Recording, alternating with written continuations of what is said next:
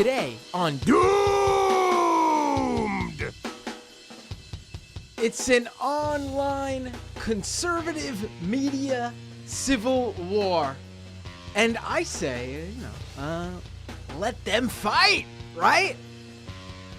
Today on Doomed, I, your host, Matt Binder, and my guest, Lance from the Serfs, are going to walk you all through what's been going on between Steven Crowder and Ben Shapiro and the Daily Wire crew. It's Crowder versus Shapiro, and I guess they call themselves DW, as if they're Darkwing Duck or something. I don't know. But let's get this show started. Let me pull up myself and my guest here on the YouTube and Twitch live stream so you can see our beautiful, handsome faces. Mine, of course, being beautiful, and Lance, of course, being handsome. Hello, Lance. On better days, I'm doing great. Thanks for having me. Always a pleasure to be here on the show, man. Oh, thank you. Always a pleasure to have you. Always a good time. I feel like we always have quite a good show, whether it's you on this show, me on your show, or when we do Leftist Mafia on Thursdays. It's a vibe. It's a vibe. Also, we get down to the receipts, the brass tacks. The truth, not the feelings. No reals. Right, facts over feelings. I mean, if we're going to be doing a show about Ben Shapiro, that's the obvious direction to go with that.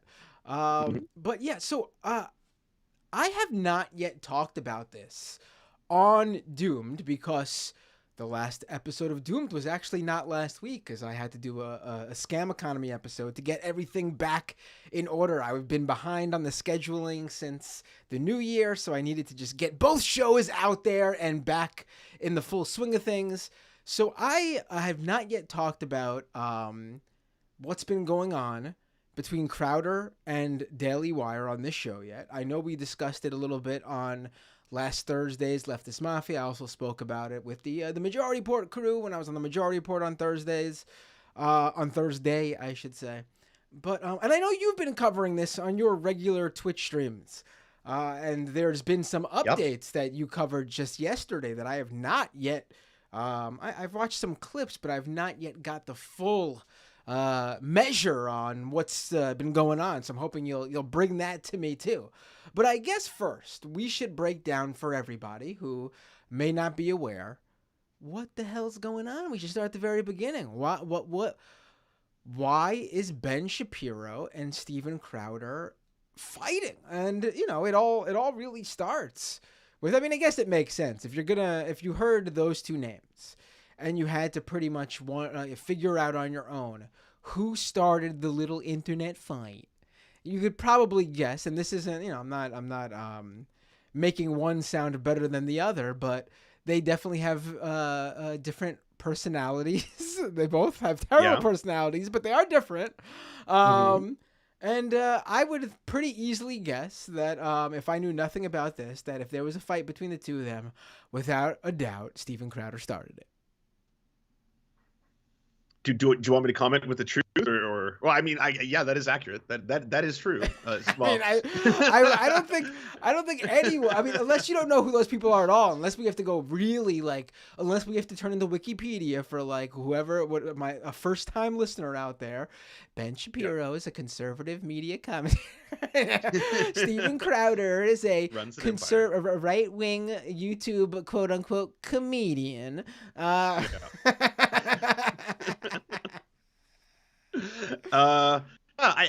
can tell your viewers what is being sold to everyone via Steven Crowder, what I think is actually happening behind the scenes. But very, very long story short, simply put, Steven Crowder's contract with the Blaze expired. That was a previous large network that was paying him to produce his content, and he then was being shopped around and had a friendship apparently with Jeremy Boring, who happens to be the person who runs the Daily Wire, which is Ben Shapiro's media empire. We also stress and emphasize they they make fucking fuck tons of money. I think they have almost 1 million users they boast. I don't know if they've ever demonstrated it in data. Maybe Matt, you know more than I do. But they claim to have, I think, almost 1 million paying users. That is like that's a lot of users paying for a Netflix of just far right figures. You know that's what? basically what it is. I'll believe it. I'll believe it. I mean, Ben Shapiro does have one of the most popular podcasts. I mean, you could see that. Most popular Facebook pages, time and time again. And this is public stuff you could publicly see. Like, he's constantly in the top charts on the public top charts on Apple Podcasts. I don't really use Spotify much for podcasts, so I don't know if he's on there too, but I'm guessing he's probably high up on there too. The huge Facebook page, like you said, and I'm sure having some of the other biggest names in conservative media on the roster as well, like Jordan Peterson and Candace Owens and Matt Walsh. I don't know who else. Clavin is another guy. I think that's his name. And then they have a bunch of, second, third, and fourth tier guys. So you know what? I will believe that close to 1 million sounds right, if not 1 million outright. I'll believe 1 million if they said it, but also I can see how it could be less. But it's probably in that range. Crowder, if you were to tell me he had 1 million, I wouldn't believe it.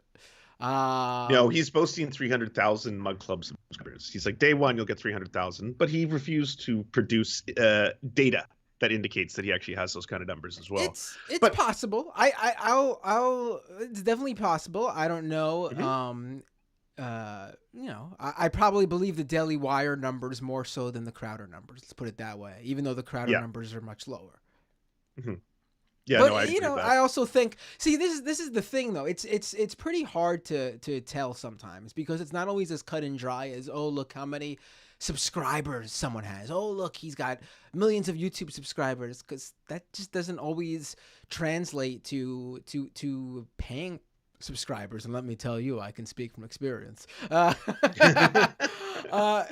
and it's weird too, because then you'll see channels that someone just has like 10,000 subscribers or followers on whatever social media network, but then they'll show the data that like half of those people are paying them like $50 a month because it's a completely different audience. Like it's not like a politics audience. Like it's totally dependent on the specific audience. There's people who probably make more than like a creator with millions of followers with like honestly like 10% of that number because they just have a different audience. It's really hard to tell sometimes. Yeah. So all that being said, what happens is Steven Crowder is given not a contract, but he's basically given it's similar to like a memorandum of understanding. They line out all of what they want to have as a starting discussion. This is going to open the table. Here's what we're going to be offering you. And they're expecting pushback from Steven Crowder to be like, you know what? I'm not looking for 50. I'm actually looking for 75. I want to take 10% of second window distribution, whatever it is. You'd come back to the table. You'd redline it, and you'd have a counter offer, at which point they would come back yet again with their counter offer, and then maybe you'd seal the deal and or find somewhere in the middle. That's how this is normally done. I used to work in this exact field, which is why this story was particularly like super egregious to me, because I worked in digital distribution. I didn't know this about you. You worked in conservative. You worked in conservative media. No, not conservative. Fucking that. Pulled me in. That was too easy. No, not in conservative media. I worked. I was a film editor for a while. I worked as a special effects supervisor. I've worked as like a grunt, like a PA, all the way up to all the shitty jobs in film. Like I was basically trying to get in the industry, working my ass off the whole time, and yes, every single major network takes advantage of anyone who's up and coming, because it's a dream. You don't turn it down. No one cares. You don't like. Some people can't even afford good lawyers or entertainment lawyers. They just take whatever comes their way, right? This deal, which was $50 million over 4 years for an internet show, is unheard of. This deal is getting close to rivaling things that were offered to people like Dave Chappelle, which was one of the most controversial and expensive signings of an entertainer in like the history of television. Like, it is absolutely outrageous that you were offered this much money. And I've heard all the arguments on the other side. Well, it was not just for Crowder. He had to pay his staff. And I'm like, he's not paying anyone on his staff $400,000 a year. Are you kidding me? He might pay one or two people $250,000, maybe one person 3 or 4, but the majority of the staff are still making like $80,000 a year. So that doesn't add up. He's got $12.5 per year to produce a show. It's an internet show. It costs nothing. The studio's already built. Maybe they'd upgrade it for, a couple $100,000 is all you need to make a really, really nice studio. like across the board, it is absolutely outrageous. I mean, I know we 50, haven't gotten to the worst part, but $50 million over 4 years. I mean, $50 million, period. No matter, it's a lot more money than yes, the vast majority of people will see in their lifetime. yes. Barring lottery or my career taking a very unexpected turn, will definitely be more than I ever see.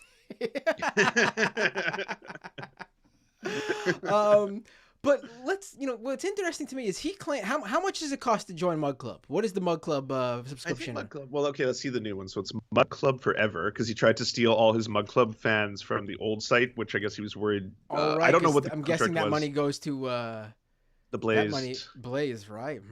Yeah. So he tried to get everyone to join the new Mug Club.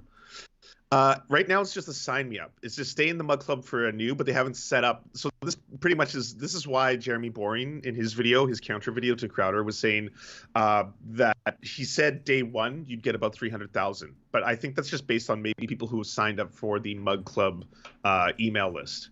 Because as of right now, you don't pay. I think it used to be like $9 or $11. Mug Club price. Because I want to actually do the math here. I want to see if this makes. Oh, Right. it is just a. I'm assuming Blaze it's got to be like TV. $5 or $10, right? Isn't that the usual? Yeah. It was around there. I'm just trying to find. Mug Club cost. Does anyone know? $10 a month. Someone says. Mug Club. Why is no one? How can you? Oh, okay. So this is from 2020. I found a Reddit thread. Okay. It's $99 a year. So let's say we got 300,000 people times 99. That is roughly $29.7 million a year if people are subscribing for the $99 yearly one. So roughly $30 million a year. Wow. See, in that light, it doesn't seem as outrageous for them to have made that offer. But this is the thing, though. This is why I don't believe it. Because what was apparently one of the Ben Shapiro came out and said that Crowder came back with a counter offer that they turned down because they couldn't do it.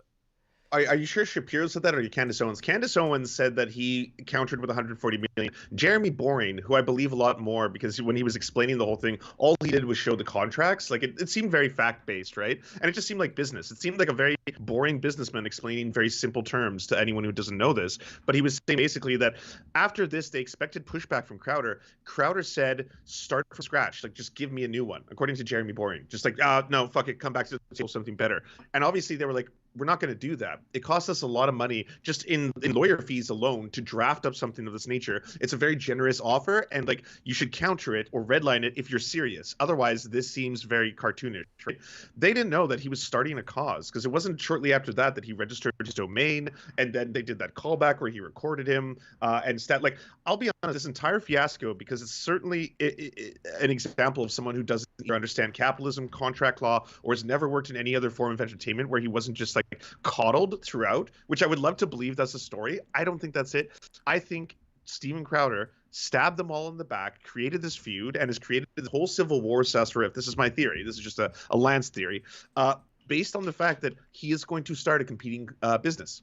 So this is him directly striking at what would be, if you are your own digital distribution service, if you are your own right-wing conservative network, which he's already kind of stated he's now creating, either a streaming service, a YouTube equivalent, or his own like Daily Wire equivalent. I think that's the purpose. I don't think anyone operating at that amount of money and that level, who has access to lawyers, who apparently has 25 employees, doesn't understand a very simple concept of, it makes sense that if they're offering you, 9 figures? If you're offered 9 figures, it's totally normal for them to put in terms. And terms related to how you generate income. That is so standard. Like, it would blow my mind if they weren't like, so if you get demonetized, which is how we make in the money that we're going to generate from you, you're an asset, we're buying you the asset, well, then we want to be able to recoup some of those losses. That makes sense. X amount of days that you are demonetized, we want to recoup it on whatever social media platform you get demonetized off. That seems so boilerplate. And for him to come out and be like, Big Con is in bed with big tech. The two of them are working together. This is a full-blown big tech conspiracy. It seems too ludicrous. I don't know. I know there's no way of knowing at the stage, but it seems too ridiculous for him to genuinely be like that asinine that he's straight up at this point making it into a cause. Because this is what the right does. They make silly things into causes. Jordan Peterson made Bill C-15 in Canada into a cause. It was made up, Right. CRT was a cause. It's not taught in schools in America, but it's a cause, Like Sarah Right. Huckabee Sanders got that taken out of the school system. The thing that never was there, the ghost of CRT, is no longer taught in schools. Right. I don't know. Yeah. I don't know what your read is, but that's my theory. No, I mean, that's what I thought too. I thought right away off the bat that Crowder was basically doing this to drum up some sort of attention and drama around him going solo. Yep. It's a great way for him to bring in cash money. But at the same time, the fight is very real. Like, I think there are people who think like it's made up. I don't think it's made up at all. In terms of like the two sides are really feuding. Like Crowder's not being. Oh, absolutely. That's not fake. Yeah, No. Crowder's not being. Oh, no. Legit with like what his good faith or him being in good faith interested in this at all. Yeah. No. But the fight he's is real. backstabbing all of them. I love it. Amazing. Yeah. Right. What a surprise. The leopards are eating everyone. Whoa, they're Right. not being friendly. Yeah, of course. They're all backstabbing scumbags. And of course, because if you think about it, so Crowder apparently did come back, and asked for $30 million a year. According to Ben Shapiro, he tweeted this out. Okay. So according to Ben Shapiro, the timeline is they send Steven Crowder's agent an offer. Steven Crowder reaches back out to Jeremy of the CEO of Daily Wire and says he wants $30 million a year. And they said we couldn't do that. Here's the thing: if he's actually got 300,000 subscribers, giving him $100 a year, that's around $30 million. It makes no sense. Like either A, he doesn't really have 300,000 subscribers, or Right. B, he never really was interested in Daily Wire. But then it still doesn't make sense because then 30 million is not a fuck you offer if you're actually making that per year from your subscribers.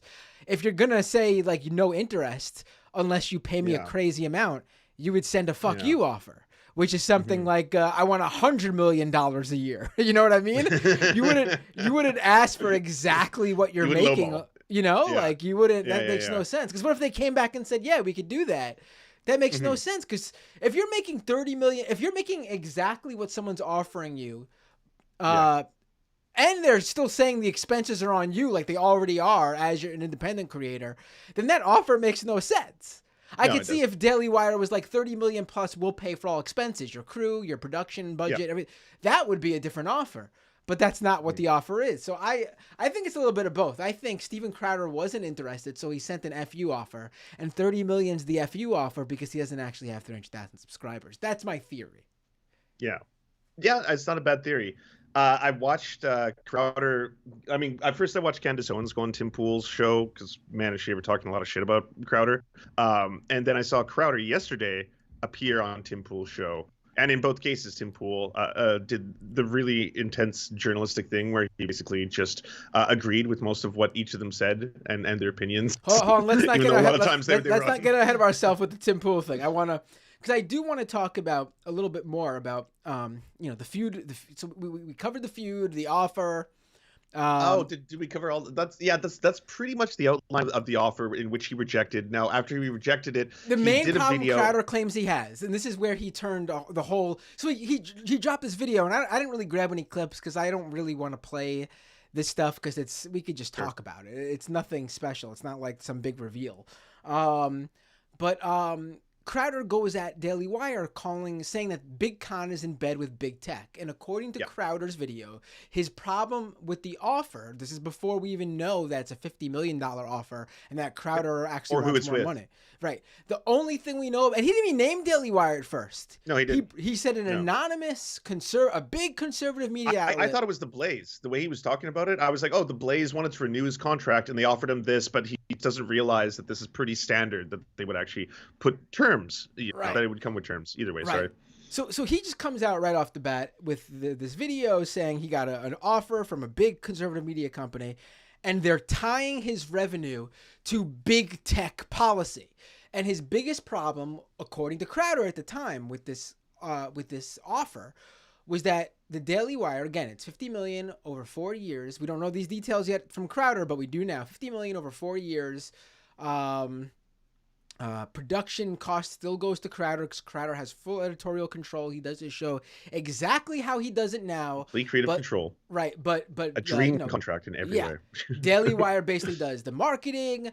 They even in the contract they'll talk with Crowder for him to create a big annual production, like a documentary movie every year, and they'll pay for that fully. He has full editorial control. They just take basically. They just get paid from his monetization avenues. They will control the YouTube advertising, the wherever else he advertises, the Rumble stuff that Crowder's doing now. The Mug Club subscriptions go through Daily Wire, but that's also good if they're paying you a lot, because then you don't have to deal with the administrative bullshit around dealing with subscriptions and advertisers and shit. But so Crowder says his problem was in the contract terms. Daily Wire is tying big tech policy to Crowder's money-making ability. Basically, according to the contract, Daily Wire says if Steven Crowder gets suspended from YouTube, for example, or gets demonetized from YouTube, for example, for those days that it happens, they'll cut his daily pay rate out of that, out of the millions he's making a year. The daily pay rate will be cut by something like 20% or something like that. Yeah, per social media site that the revenue is lost from. Right. So basically that 50 million contract, if Crowder gets banned for a couple months every year from YouTube, that 50 million contract no longer a $50 million contract. It could be, I don't know, I'm not going to do the math, but it could be a $40 million contract or something. It makes sense. I mean, it makes sense if you're tying. Oh, for that amount of money? Sorry, I said 9 figures really, but it's 8 figures. But even then, 8 figures in media, in traditional media, in television. Okay, Anderson Cooper makes about $10 to $12 million a year. So does Tucker Carlson. We're talking people at the top of legacy media. So we have a comparable contract being offered to an internet show, and it's a racist ass internet show. That's I've been trying to show people, because a lot of people didn't even know what Steven Crowder was about. They just hear the $50 million, and I'm like, well, yeah, here's the clips, and it's like, oh wow, that's some Mickey Rooney style old timey racism that you don't see anymore, kind of stuff. It's I'm astounded. I'll be honest, Daily Wire must have had their minds blown when all of a sudden they're like, wait, what the hell? He released a video where he's showing parts of the contract. Did he mention us? No, but it's us. Everyone figured it out pretty quickly. Yeah. It wasn't. Well, they had to make a statement. Yeah, of course. And then right away, it's like, why would you do this? No one in business is ever going to take this man seriously again. I'm sorry. I felt like if you never worked a day in your life or been in a normal job or worked for a company or anything, you don't do this. You don't get a huge ass offer and then you're like, haha, content. Right. I can't wait to turn this around into a video. It's like, damn, no one's ever going to want to work with you. Why would they? You don't operate in good faith. You're just a weasel. But I mean, it doesn't matter if you are sabotaging your own, or sorry, not sabotaging, if you're starting your company from scratch. It's not that he cares, in my opinion, deeply about wanting to do the right thing and make sure people don't get taken advantage of. He's going to take advantage of so many up and coming young creators. He's going to rip them the fuck off, and it's going to be terrible and exploitative. That's just the way it's going to be. He wants to be at the top of the food chain. There's a pyramid, and he wants to be at the very top of it. And so, yeah, doesn't want to take that bag. Yeah, I mean, it's weird that listen, we're not, again, I want to make this clear, we're not propping up or on the side of the Daily Wire. We will get to what this means to for them, honestly, in a minute. Yes. Yeah.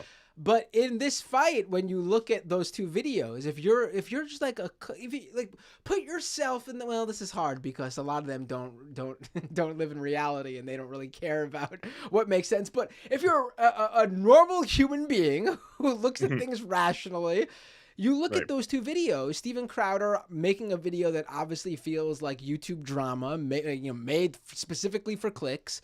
And then you got this hour-long video from the business guy at Daily Wire, literally walking you through the contract in the Yeah. calmest way I've ever heard any Daily Wire guy speak, by the way. It was also common sense. Right. It's just like, yeah, you don't need convincing for this either. Like, just literally, it just was very like... I'm not Yeah. the capitalist either, by the way. You know why do I know more about contract law than fucking Steven Crowder? He should love this shit. He shouldn't be like, this is terrible. They're really exploiting the workers. He should be like, this is awesome. They're exploiting the workers. I want to do this. You know, Right. I want to be at the top. Right. So this all happens. The Daily Wire video drops where they go through this and explain everything. And they drop the 50 million thing. And what was really interesting to me was, I just said how they were just like rational went through the contract, but then I just recalled there was some like snippy little parts in there. And the first thing I think of, my takeaway from that video is actually the attack on Crowder's claim that he is an independent creator. That was great because the Daily Wire guy starts going through how Crowder actually, according to them, has actually never been an indie creator. He always had the backing of some conservative billionaire's outlet. And he went back like 3 billionaires ago for a Crowder. And then went through all of them that Crowder has had backing from. That was the one part where I was like, all right, I like this. It wasn't just like boring. Okay, I'm not gonna side with either guy. This is just drama. I'm gonna pay attention so they could fight. That one part, I was definitely like a little part of me was like, am I on their side here? Oh no, I mean, just from a like, look, I don't agree with it. I think it's fucking horrendous that major media empires do this. It just doesn't surprise me that the Daily Wire, like any other one, like the fact that Crowder ended up recording a conversation with Jeremy Bourne where he tried to expose the fact that he's like, for up and coming creators, like, do you garnish their wages? Do you not pay them well? Do you blah blah blah? And like the guy's like, just fact of the matter, like, of course. Of course, we are in a position of power. We are a massive fucking Netflix tier style equivalent. You know, obviously nowhere near comparable. We're talking hundreds of millions versus 1 million, but still a massive, you know, big budget network, tons of fucking backing and funding. Like, it makes sense that if we're offering you this much money, we're going to have terms. I was like, yeah, that makes total sense. I don't have to agree with you or like the Daily Wire to understand that's just normal. It's really weird to see a grown ass adult who either has been so coddled his whole life. That's the only thing I can think of for Crowder. Why would you act like this? It's so weird to be like, people would literally give their fingers, some people would give up digits to get $1 million, to be offered $1 million to have their own show that is broadcast to millions of people. Like, seriously, I remember bringing this up, and then fucking, what's his face? Mike of the Humus Report was like, oh, I'd give an arm. I was like, we don't have to go that far. But I'm saying, seriously, there are some people who are like, $1 million would change so much of my and my family's lives. I could pay off my debts, pay off my sister's debts, get him out of jail, like all this shit. It would change tons of lives. Yes, I will lose my pinky for $1 million, right? It's such a grotesque separation of reality, and you don't see that on the left. Like, yeah, Hassan, super rich, ContraPoints, super rich, Philosophy Tube, super rich, H Bomber guy, they're all Chapo, all rich, but they're rich because they have like thousands and thousands of people who spend $5 or $10 a month to them. Just thousands and thousands of independent people giving them money. It's not like, you know, George Soros comes along. He's like, hey, Hassan, do you want $25 million? All you got to do every now and then is say that, like, capitalism not so based, and then you'll get that money. Like, no, it doesn't happen in the other direction. Well, I don't know. By the way, just to put it out there, I won't give an arm like Mike Figueredo of the Human Report said, but if you need me to drop a capitalism is somewhat based every now and then, I'll do that for $1 million. Oh yeah. I'll do all kinds of dancing for $1 million. Doesn't matter. Yeah, no, but what was it? also interesting about that part though is that he also mentions it in the context of he also in the same sense doesn't think Crowder knows how many subscribers he actually has to the Mug Club, because he says the reason for bringing that up is because he's always had other people getting paid the subscriptions. So he never actually saw the raw data of how many subscribers he has. I think that is very interesting. I mean, it's telling. It's not something like you just calculated how much was it, 23 or 30 million dollars. You can't assume $30 million worth of risk without evidence in business at that tier. It doesn't happen. You don't get to sit down at a table, regardless of your reputation, and be like, oh yeah, well, trust me, I'll bring $30 million. Can you show us? Nah, just that's the amount of people who will sign up. It's like, well, cool. I mean, there needs to be something behind that, some kind of evidence. well, you did just hear. Did you hear about that story about J.P. Morgan suing the founders of this startup that they acquired for 175 million? No. Some people apparently will throw around that kind of money without doing due diligence. So a couple days ago, not a couple days, a couple of weeks ago, it came out that J.P. Morgan is suing these founders of a startup called Frank that they acquired for $175 million. It was a college financial planning startup. And they claim to have like something like a 4 million users or something. And JP Morgan bought the company in hopes of having, getting access to that 4 million user mailing list. Yeah, of well, course. It turns out that they only had a couple 100,000 subscribers or users, and that they actually went ahead and hired someone to make 4 million fake accounts when they found out that JP Morgan was interested in buying the company. So, oh my God. So JP Morgan found out when they bought the company and started to send emails to these 4 million users, and all these emails started to bounce back. Well, I mean, on that, I gotta say, power to them. Get that bag. If you were able to pull that off, if it's not illegal. Well, no, it is. They're being sued. They're being sued. The founders are being sued. JP Morgan's suing them. Illegal, though. You can be sued for a lot of things in America. Right. Well, we'll see. I guess what happens to them. Right. But just to throw it out there, that it actually would not have surprised me if Daily Wire threw all that money to Crowder without confirming how many subscribers he had. I mean, the only other reason would be that they can mitigate those kind of losses by whatever external funding they get, because regular companies, especially regular media companies, like working in multimedia, especially digital distribution, it's cutthroat. It is razor thin margins because there is an excess of competition. That's one of the hardest things in that industry. So the Daily Wire has a niche. They are producing AAA conservative content and movies of which you can't really find anything of that tier and quality. So that certainly speaks to itself. But again, you don't offer a man like Steven Crowder that amount of money unless you can assume that risk, or that subscriber base is really going to bring in the numbers you say that it's going to bring in. Because all right, I mean, if he's bringing in 30 million, then yeah, that actually makes a significant difference in why they would assume that kind of risk to take someone like him on.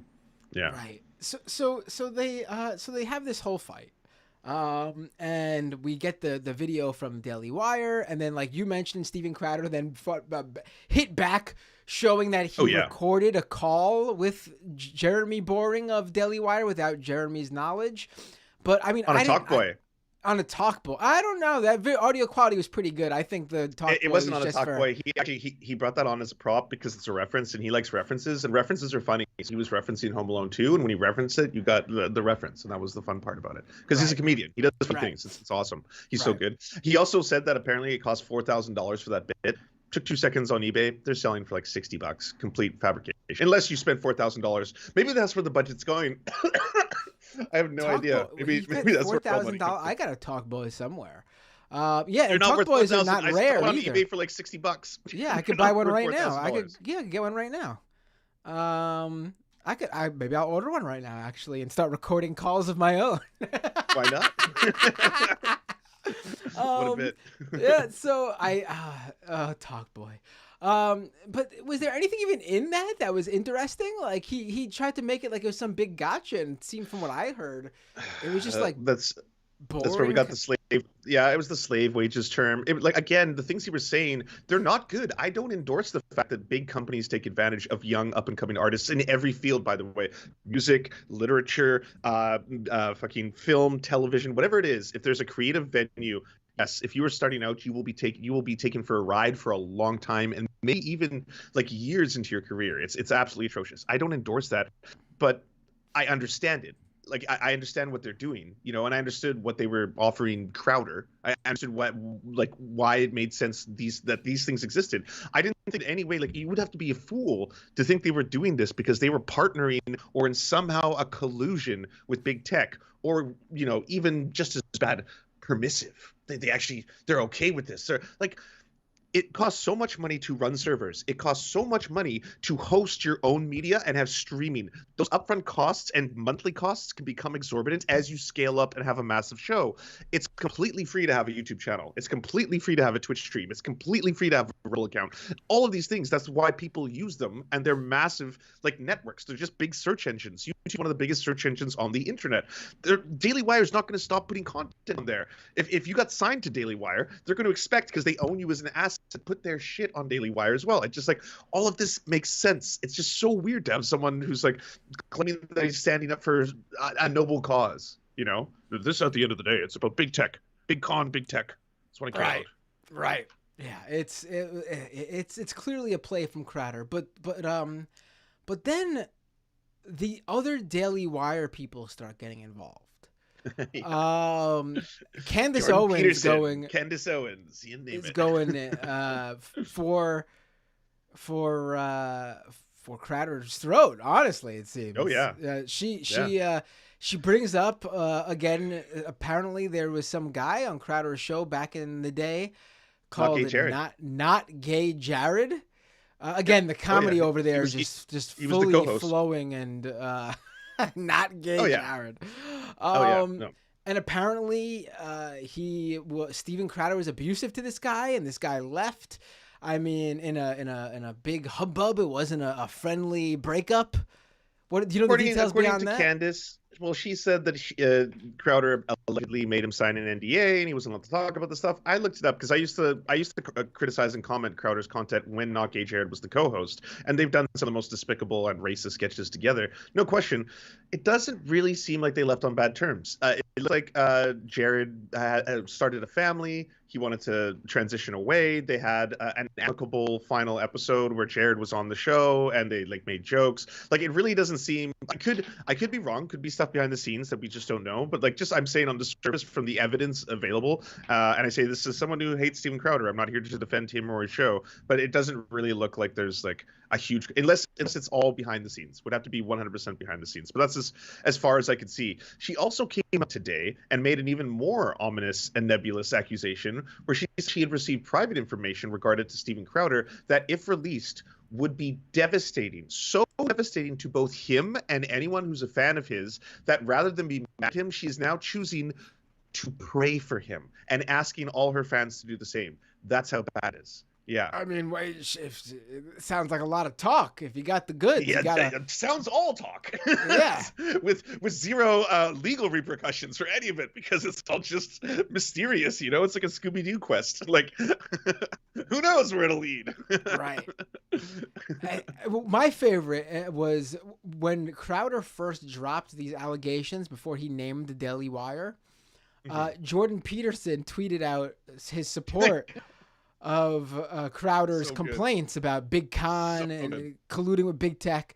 And then when it came out later that Crowder was referring to Daily Wire, who pays Jordan Peterson. Jordan Peterson is on the Daily Wire roster. He has a show with them and everything. He's I don't know if you would consider him an employee, but he's... absolutely. He 100% is. He's contractually obliged to produce content for them exclusively right now. There you go. He went back and deleted his support of Crowder. I really do think Jordan Peterson might be that's what makes it crazy that he's the guru for young men. Apparently, he honestly might be one of the dumbest people I've ever Crowder, Shapiro. They know what they're doing in their own little worlds, and they know how to scheme. I really think Peterson is not savvy at anything, honestly. He maybe was at one point. I mean, the only credit I Yeah, can to be give where him he. is Well, you know what? I think this is a guy who was able to skate by on that title before his name, professor. Mhm. I Oh mean, yes, yeah, that's absolutely. his whole. That's In his a whole long thing. collection of people who should not be like, you know a lot about one specific field. You're really, really good at, say, mathematics, James and Z. Really, really good at mathematics. You probably should stick to that and not talk about sociology, not talk about black crime rates, not talk about poverty, not talk about gender, because all of us are adding some weird, like, perspective mixed in with bigotry and trying to justify it through my formulas. I have cracked the code of the leftist language speak. Like, no, people who are hyper specialized are probably incredibly, really, really good at that one hyper specialized thing. Jordan Peterson's a good example of that. And I agree with you. His behavior over the last 3 months has been deeply, deeply embarrassing, even for fans of his. Like I have seen people, straight Peterson fans and normies in droves moving to like the Reddit enough Peterson spam, because of like first all of the stuff he was doing with Elliot Page, then the Sports Illustrated model. Oh, will not smash. Oh no, she can't tempt me. No amount of authoritarian. Like all this shit was so deeply embarrassing. He got clowned on really bad for that. All the way to he got banned off Twitter, and then he's like, "Oh, I'm making this into a cause," and everyone's like, "It's not a cause. You have to delete one tweet." And he's like, "I never will do it. I'll die before I eat the tweet." And then directly afterwards, he's like, "Oh, I have to do some housekeeping." So he came back on. He's like, "Oh, I deleted the tweet, but I'm gonna post it again because I said I'd never delete it, and I won't." Like, just deeply, deeply embarrassing behavior for a while, right? So this lined up. Let's just say that. Very, yeah. The guy is just, yeah. So all these Daily Wire people are involved now because they have to stand up. I wonder if a mass email went out to all of them. I wonder if it was like it's time for us to all get on the I same don't page. know. I don't know. I like Matt Walsh lost his mind. I thought he would just make one or two posts, but then like why wade too much into the drama or the muck? Anything we do just gives the ammunition to our enemies. Like everything they're doing publicly, all the feed, it's just like a popcorn for the rest of us, right? And it's deeply, deeply amazing. So I was surprised to see Matt Walsh. It was like post after post after post, and then people ripping into him from Crowder's fan base. Someone was like, "Oh yeah, Matt, seems like you really used Daily Wire budget to go to Africa. That's what it was all about." I was like, "Did you think Matt Walsh had a secret like to go to Kenya, and he always wanted to do that, and that's why he made What Is a Woman, and he like marched into the Daily Wire office. He's like, I want to go to Kenya." What? I will say, I mean, who knows though? These guys got all sorts of issues. Hey, there could be things going on behind the scenes I don't know about. I'm willing to learn. Right. I mean, yeah, Matt Walsh was so upset about this. You would have thought that he found out that Steven Crowder was trans. I mean, True. Absolutely. Yep. Yeah. You'd I think. mean, yeah, Matt Walsh probably had to like psych himself up, and he just pulled up some clips of Crowder wearing drag for his skits, and immediately he was able to get angry. Yeah. Oh. The rage. So Crowder now. This is the part because I caught up last week with everything I was following, but then I did not catch. Crowder was on Tim Pool's show last night. Apparently, is that correct? Yesterday? Yes, I watched it in its entirety live. How did it do? By the way, was it a big hit for Pool? The second most popular show they've ever broadcast in their Really? history. According to Tim Pool, that was when they were at I think 175 or 180,000 views just on YouTube. Just on YouTube, they were at like 180,000 live viewers, I think. Well, we could see right now. It looks like it may be right. Yeah, it looks like it's It certainly is about to be. It looks like, yeah. Yeah. That's wild. Yeah, well, Crowder's the most subscribed conservative on YouTube. Well, no, Russell Brand is now. Oh, I like that. Like I see what you did there. Yeah. He's got dicks. Yeah, no. So he goes on that show. I think one of the reasons everyone was there, and it was like Crowder was kind of nervous, and he was very key. You could tell Crowder is kind of subdued because he's trying to really pass off that this is incredibly serious, and he takes it deeply serious. So he wasn't being that much of an asshole. He can't help himself. There were times when completely unprovoked, he was just dropping mad anti-Semitic, like racist joke. But like that would just be like he would just throw it in there. And he's like, "Oh, yeah, that's just for the anti-Semites," like just try to slip it in between everything. It was kind of boring. I thought it would be a little spicier, but Crowder lays it out very plainly. This is the plan. That he's saying that there's a huge problem with people staying out in the industry. He doesn't care about the money. This was never about the money. He said that he had close to, I believe, 4 to 6 competing offers within the same price range. Now, he claimed that. I don't know if that's true or not, but that's outrageous. I was thinking in my head, I can't even think of another network that can offer you that kind of money. The Daily Caller, maybe. That's Tucker Carlson's outfit. Maybe Breitbart. Fox News doesn't like you. They're not going to offer you that kind of cash. OWN, maybe Owen was giving some. I don't know. Like, not I don't know if Owen's got that money. Honestly, Yeah, 30. yeah, like Yeah. that's no, that's yeah. Okay, so I have no idea. Maybe that's true. Maybe it's not true. It sounds complete bullshit. Maybe he did get a competing offer or another competing offer. One of those. I have no idea of knowing that's true or not. But basically, he lined it out with Tim Pool, who agreed with almost everything he said, just like Tim Pool agreed with almost everything Candace Owens said. It was really neat. I was like, wow, they're juxtaposing, having completely different opinions, but both are correct. This is awesome. Radical centrism at its finest. At the core, he cares about. Oh, Candace Owens! I forgot about that. Candace Owens went on Tim Pool's show when this was all happening last week. Oh, yeah, right. a couple days before. I forgot all about that. That's why it was such a big event. She set the whole thing up. She talked shit about Crowder for so long, like just kept on ripping into him. Tim Pool was playing it so careful, just being like, oh, I respect both of you, love both of you. Radical centrism, it's awesome. Don't take an opinion on anything. But it got to a point where like she's really digging deep. I don't know why she's taking this so personally with Crowder. And Crowder did like this cowardly thing where he's like, hey, I'm not going to go on here and call anyone a bitch, start making fun of them, calling them a bitch or anything. That's not what I'm here to do. I do want to talk about Candace Owens though. Okay. And then just went off about, Candace Owens for a little while.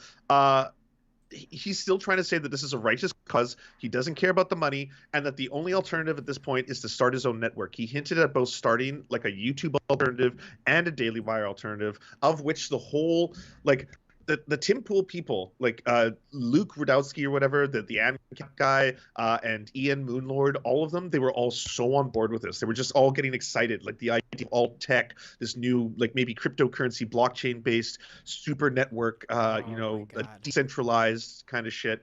Yeah, and Tim Pool's also working on his own network as well. He brought it up.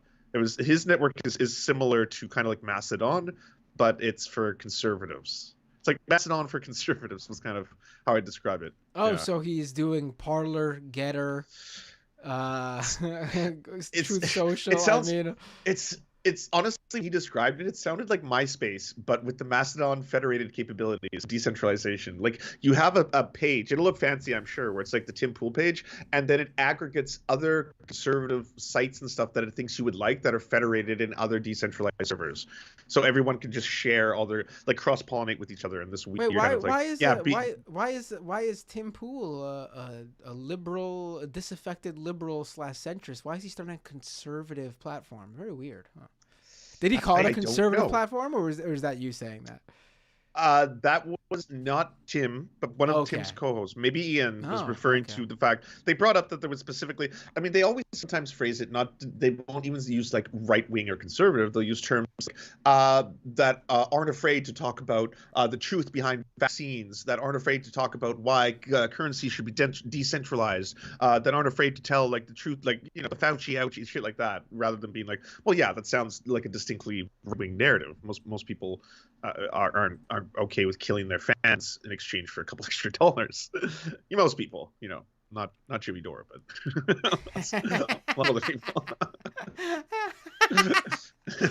Oh boy, there's a whole nother thing there. But anyway, one clip I did see of Crowder on Pool that stuck with me was Crowder's whole thing here is that Big Con is in bed with Big Tech, and Big Con equals companies like Daily Wire.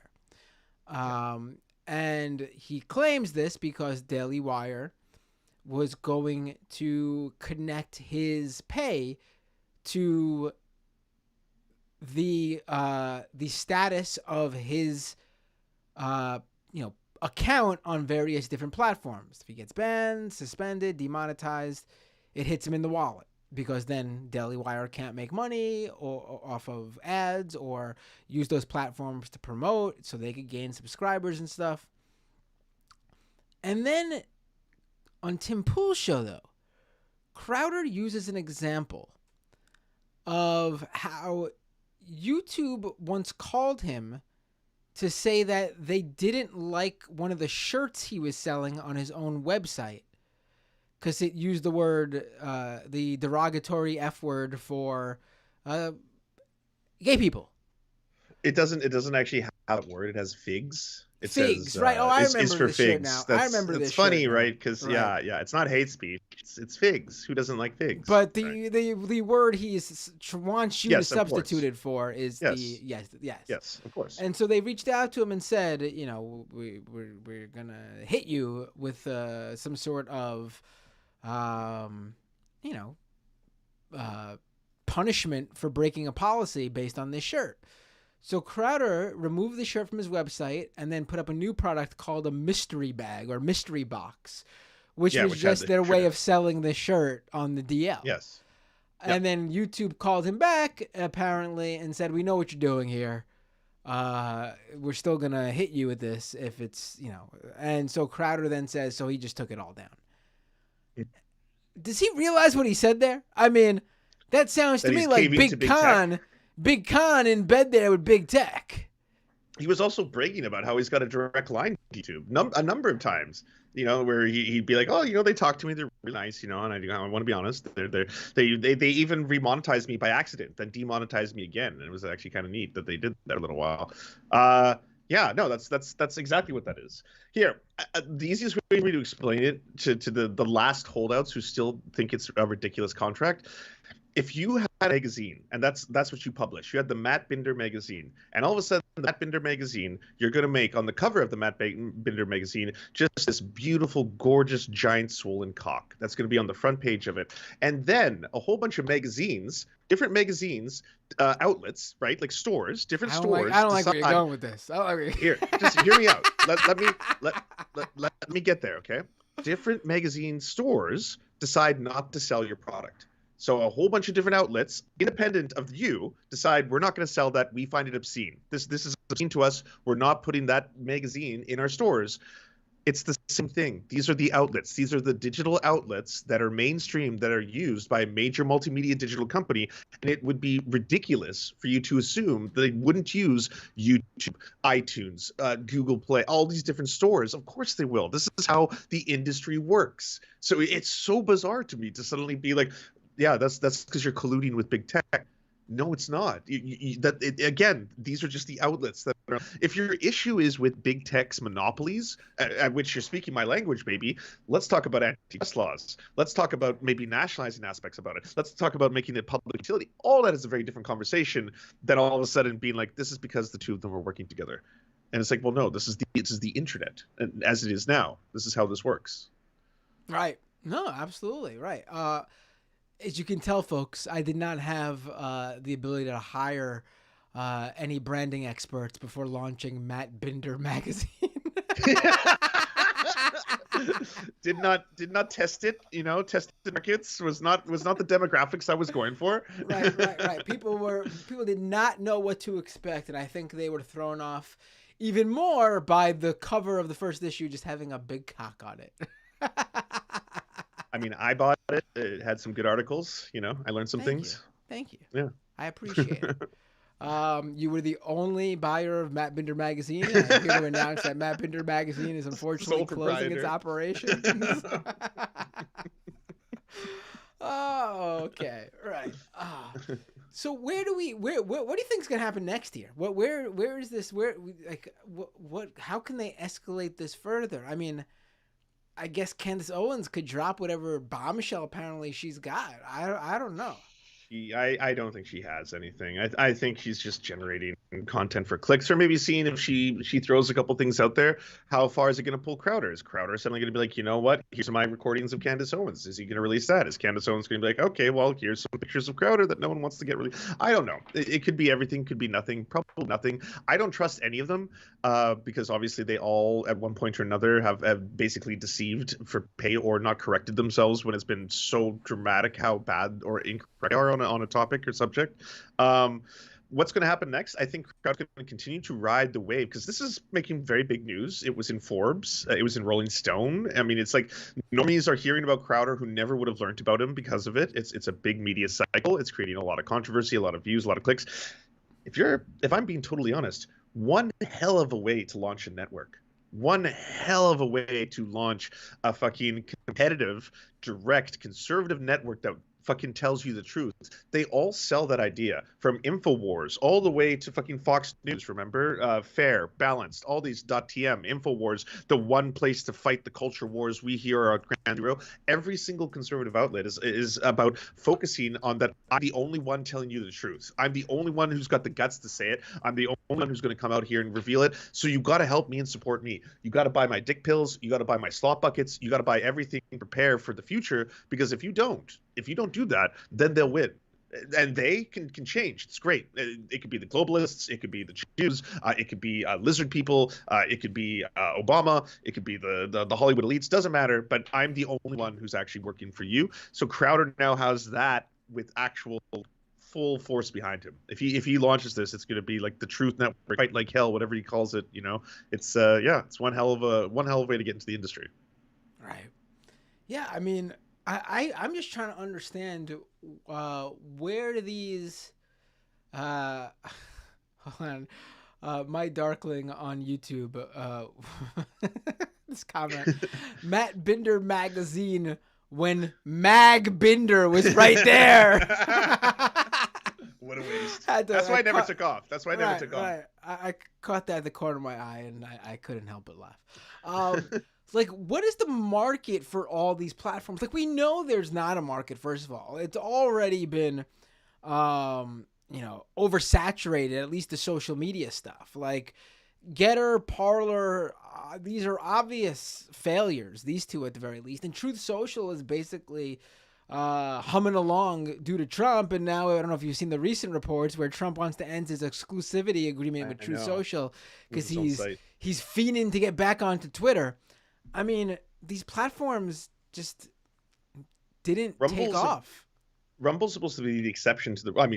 You're describing the problem with monopoly capitalism, right? A lot of these industries are dominated by companies that have every single corner. It's really hard to become a competitor to Google when they dominate so much of the market, or Amazon when they dominate so much of the market. But when it comes to alternative alt tech, Rumble's supposed to be the exception to the rule. Like, I look at Rumble quite frequently, and there's shows on there. Like, I don't know if you know who Salty. I'm going to say C word because I don't know. You're on YouTube. Oh no, you're on Twitch too. Okay, I'm not going to get you banned. So a content creator called Salty C word, not really well known, not like household name like Ben Shapiro, Steven Crowder, that kind of stuff.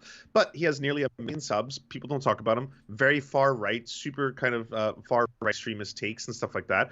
He gets on Rumble what it shows in terms of numbers: 20 to 40,000 viewers, live viewers.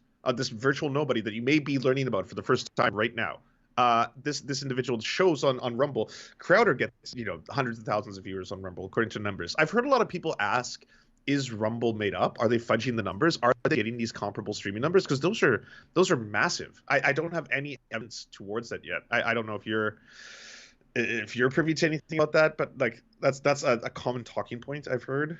I'll say that the numbers on Rumble are so all over the place that I wonder what is going on there. Right. There's definitely some things that make me, think twice about how these viewers are coming in. Like, look at, I don't know, just go to their main page. You and I think it is. I think they basically push shows, and whatever's on the front page, which is the editor's picks, right, get clicks from from people going on there, I guess, whatever, because I do think there is an audience on there who is watching. But then if you go to people's specific channels and you see how much they usually get, it's very far apart.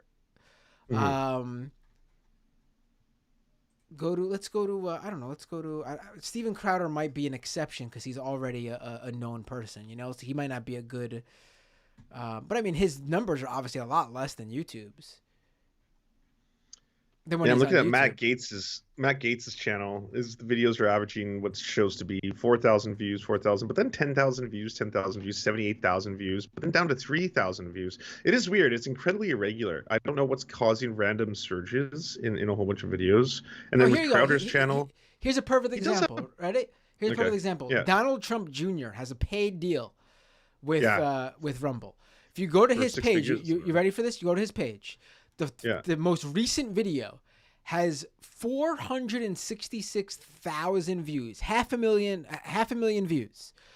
The video right before it has 4,000 views. I just saw that. The video 4,000 before that views. has 3,000 views. The Yeah, I video don't know what's before going that on has there. 12,000 views. Video before that 23,000 views. Video And down before to that 9,000 views. Something weird's I going mean, on here. Yeah. One video gets 500,000 views, and then all the other ones range in the 4 figures to low 5 figures of views. Doesn't make any sense. Something is weird here. And this is a guy getting paid directly by them too. I mean, it helps that he's the former president's son, but one of his videos has 2,000 views from 2 weeks ago. Something is That's off. weird. Something is off. Yeah. Something is very off. Yeah. I don't know. I don't know who's. And then you got that weird slap show on TBS or whatever. That what's his face? Dana White from the UFC is running. Competitive slapping. Yeah, power slap. They're an official Rumble. Hilarious. They're an official Rumble partner. So I all didn't know that. the after show and everything goes on Rumble. We're talking like some of this stuff has hundreds of views. Oh wow, this is weird. It's like one video has 616,000 views, and then the next one has 900. How do you go from 616,000 to 900? So, something is off here. I think they push traffic to specific videos, and then normally it's not. I don't know how they do it. I don't go on Rumble that much, if ever, really. But something is off here. There are definitely people on Rumble. They're not organically clicking around the website, though. Okay. So they're being filtered there by other social media from big names. I think so. Okay. Yeah, I mean, if I was going to judge a website that I was interested in investing in or advertising on, I went on Rumble's main page and saw how giant the gap is between views, I would question what's going on, honestly. Now I want to see how the stock is doing. Because they're publicly traded, I think. Yes, because of the SPAC that they, that whole deal where there are basically shell companies that get a place on the stock market, and they wait to combine or acquire an actual company that's looking to get onto the stock market. That's basically how Trump's company, a Trump media company, the one that runs Truth Social, got on the stock market. Okay. So it opened at 9.760 a share, and then has gone up and way down, all the way down to 5.950 a share, and now it's back to 9.90. So it's technically ever so incrementally slightly higher than it was when it first opened, but it's gone all the way up and then all the way down and then all the way back up again. Right. Kind of a roller coaster. I wouldn't look at this and this would not give me investor confidence. I wouldn't be like, oh, this looks like cryptocurrency, to be honest with you, in terms of this trajectory. Yeah. It's I don't know. I'm not claiming anything on Rumble yet. I don't have any details. I'm just saying from my experience, you look at this stuff, you can get a good feeling for things. I don't think it's like completely fake. I don't think it's like complete. I don't think they're, I think, like you said, out of all these alternative platforms, Rumble, I do agree that Rumble is probably the most successful. In terms of like a proof of concept, demonstrating there can be alternative networks that do traffic much higher in conservative content. Rumble, I think, is probably doing better at that. Like I thought DLive was going to be more successful than it ended up being. It's unfortunate that it just became riddled with gambling and cryptocurrency, and now the whole network's kind of shitty. But I thought that was, it was interesting. They were running similar streaming and server kind of experiences to major companies. See, for me, I guess they consider alternative networks or platforms as like being inherently conservative. I obviously just view an alternative platform as it being an alternative to one of the bigger ones. Oh, Like, it's a business. They're all businesses. yeah, I mean, like, Yeah. I would consider, I don't know, you got, Google is with Gmail, Microsoft with Outlook as the big email providers. Proton Mail is an alternative to that. They're not like inherently political. They're just an alternative to those bigger platforms. A smaller company that, No, yeah, they're inherently for drug dealers. It's great. I don't like it's not encrypted stuff is not for me. Let's put it that way. I don't too much. For me, I'd rather not lose my shit if I forget my password. Let's put it that way. Fair enough. Fair enough. Yeah. Back on to what we were talking about, though. Yeah, this, I think, to me, the takeaway, though, from all this, that people should, with all the drama and all the infighting, and of course, that's good, let them fight, sit back and enjoy them knock audience from each other, because that's obviously what's going to happen. You see it already. And the takeaway is just how much money is propping up conservative media. Oh, it's outrageous. Like you mentioned it earlier, obviously, but like that's people that should be people's takeaway here. And Daily Wire confirmed it themselves. They said it out in the open while trying to knock Crowder, but they let the cat out of the bag from their own mouth. I mean, we knew these things, but it's good to hear them admit it themselves. I'll be honest, I didn't think it was that high. I like maybe the 15 to $20 million range. I could believe that includes all the costs of the show.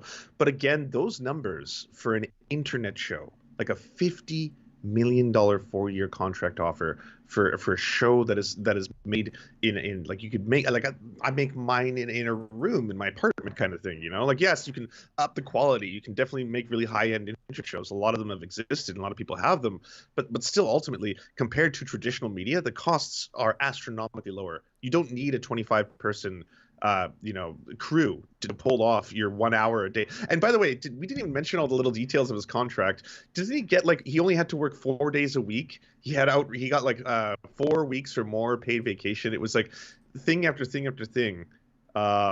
Made it sound just like a better and better deal. Hold on one sec. I'll pull this up.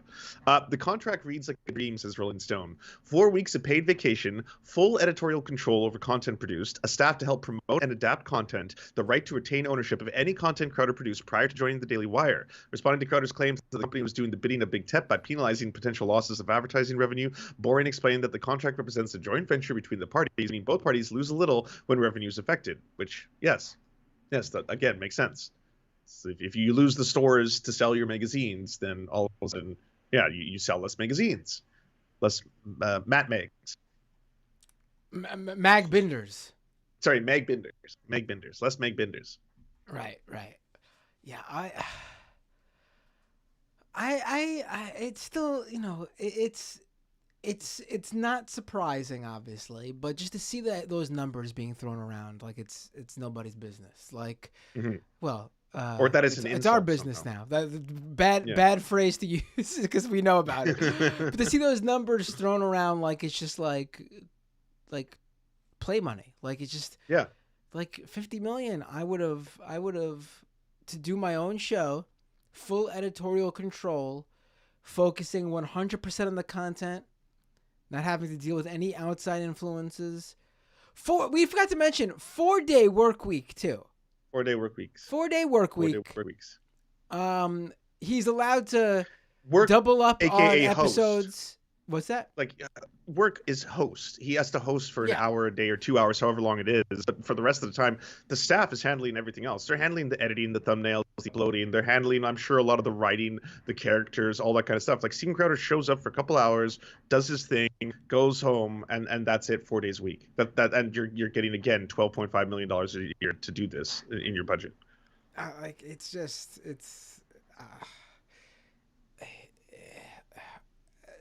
I don't know what to say. I mean, I guess that number's not all that crazy when you consider that reportedly the Gina Carano movie that Daily Wire produced, the one that made $800 in the box offices, 804. Gotta be $804, honest. excuse me, Yeah.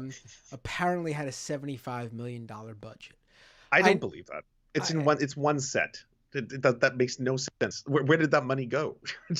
To what? I mean, they You got don't see it obviously in the they got the picture. money if they're offering 50 mil. You can fudge the numbers a lot in movies. Obviously, I don't think Sure, it's 75 absolutely. million either. People like, yes, people like take tons of money through tax breaks. I know because like I worked in the industry and all that kind of stuff, but that's not a $75 million film. Like Right, it's one set.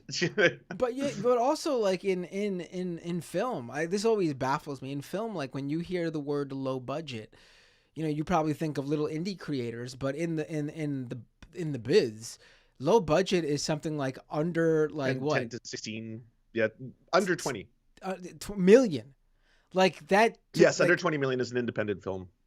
that's insane. That's always been insane to Yes, me. Like for me, like yes, if you told me that a film had a six-figure budget, I would go, oh wow, that's an indie film, but that's a big budget. They wouldn't. right. They would go. Oh my god! Like that would be like the way to advertise the movie for Hollywood. This Oh yeah, movie was made with a pittance, only yeah. $600,000. Can you believe it? Oh, that's a micro budget. Yeah. Yeah, that's it. So like I think it's got to be in the millions. Obviously, like they It definitely could, lost a oh, it shit. definitely could be in the millions. If it was 15 million, I believe that. If and then I'd be like, yes, that looks like a $15 million movie. Maybe 1 to 2 million secure your star, if that.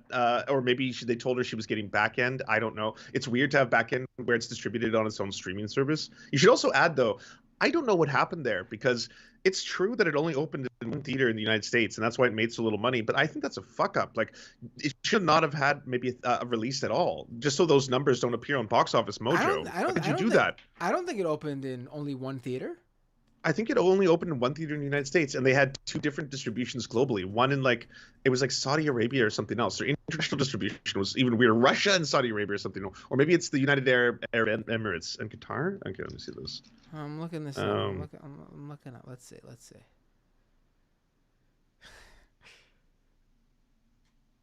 How many? Oh, I guess it was one theater. You're right. Where did I see more than yeah, that? I thought I saw more than that. but that's the only reason that it became a meme. And like in their defense, they're like, yeah, this wasn't released like across all these theaters. You're all just running with something that isn't true. And it's like, no, it technically is true. I just think someone fucked up. Like you only do that if you were trying. Like if you host a premiere, you can keep that off of Box Office Mojo if you make it free. That's what most people do. They'll have premieres, but they pay for the premiere. If you sold tickets, that's how that appeared on the registry, the publicly available registry of ticket sales for that film. So someone somewhere opened it up and then sold tickets for that one day, and that's where you get the $804. That's why that exists. It's really weird. Bizarre. I could have swore I saw that it opened in a bunch of theaters. Maybe that counted the international. So the international market, which not a lot of people reported on, it released in the United Arab Emirates and Russia, and had a couple $1,000 in each of those markets, which is also very hilariously abysmal. Also very weird, specifically that, but yeah, it Yeah. made an estimated $13,000 globally. Wow. They only gotta multiply that Small by. ROI. Oh my god! Right. It's just the hilarious part there is this is someone who is Gina Carano was friggin' going to be well, she was in a Star Wars series on Disney Plus, and seeing how A this hit Star stuff Wars works, series. seeing how this stuff she was on the Mandalorian, right? Seeing Yep. how this stuff works. I mean, you gotta believe that they had plans for her character, maybe spin-offs Oh, of or course. yeah. I mean, she would have, and she let her conservatism get her knocked out of the Disney world.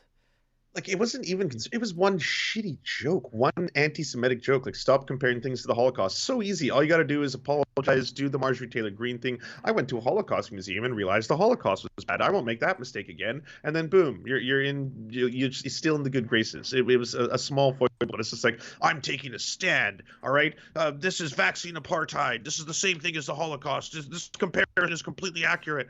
It's like, well, I hope it was worth it. I genuinely do. I hope the struggle is real, you know? Well, a lot of people saw her in, well, a lot is pushing it, but people saw her in the movies that one day. Terror on the Prairie was. That one day. Limited release. Oh my god. I mean, I would really love to know where the money's coming from, because you don't throw that money around just on subscriptions. I'm sorry. No, and you've always heard Yeah. things like Dave Rubin is sponsored by the Koch brothers, or at least there's some think tank that sponsors him that's sponsored by the Koch brothers, and there's got to be, again, I don't understand why anyone could offer someone that amount of money and take that big of a risk unless there was something mitigating it, some external, like, yeah, your yearly subscription, if you have 1 million subscribers, is X amount of money. That's the amount of money you bring in as revenue, but also you get sponsors and or some amount of liquidity from external sources. Something, it has to be. All right. I would love for them to keep going at it so we could find out. Like, I feel like eventually they'll start just throwing out everything, each other's benefactors, Oh all yeah. the like the administrative, the reports, the employee list, the tax filings that we throw. I'm waiting for Jeremy Boring the show, being like, so Steven Crowder is saying a lot of things about us. Over this next 75 minutes, I will be going through our complete 2022 tax filings here at Daily Wire. 2 hours later. Oh my God, lads! The money. I can't get over it. The money. Anyone who thinks there's a leftist media, like big leftist media, I that know. like it's just I like know. there is nothing. Some There's somebody like nothing comparable. Nothing. Nothing. Nothing. like the closest you get is again the champagne socialists, quote unquote, of like the Hassan Pikers and the H bomber guys and the Chapo trap houses, but they're independently funded. Like that again, that's tens of thousands of people in each case willing to give $5 to $10 a month to that person. And yes, it makes them rich, no question. Hassan is very, very rich, but like it's not the same as having like an external benefactor create a network, because it doesn't, like, why would anti-corporate, anti-capitalist, or more democracy in the workplace-esque messaging, why would big business sponsor that? Why would anyone with big interests in those fields want to continue, or at least keep people thinking things like they want to keep them upset at M&Ms? Like, if you're mad at M&M's not being sexy or not showing enough feet, then you're not worried about things that are actually causing you the fucking strife in life. You're not hitting the streets. You're not protesting. You're not doing direct action.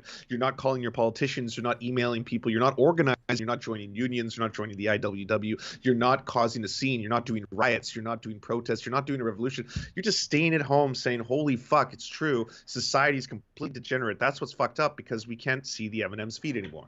And that's sad, and it scares me. That's the whole point. And so, yeah, I'm gonna throw a fucking whole bunch of money for you to go and tell all your friends. Don't be mad at the things that are actually ruining your life. Be mad at the fucking M&Ms.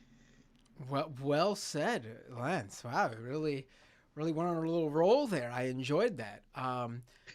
But really, as you were breaking it down for me, I feel like my life came in order in my, as I thought these things out. I've been going after that audience that has a life and goes outside and does these things when I need to be targeting the people sitting at home yelling at the M&Ms. I mean, that's where the money is, apparently. That's where the money's at, baby. Come on. Matt, you want to get that bag, you got to switch stuff around. And you know what? It seems so easy. Maybe I'm wrong, but it seems like you can just say whatever you want. You don't need to be accountable. You don't need to have facts and figures. You don't need science, logic, information, data.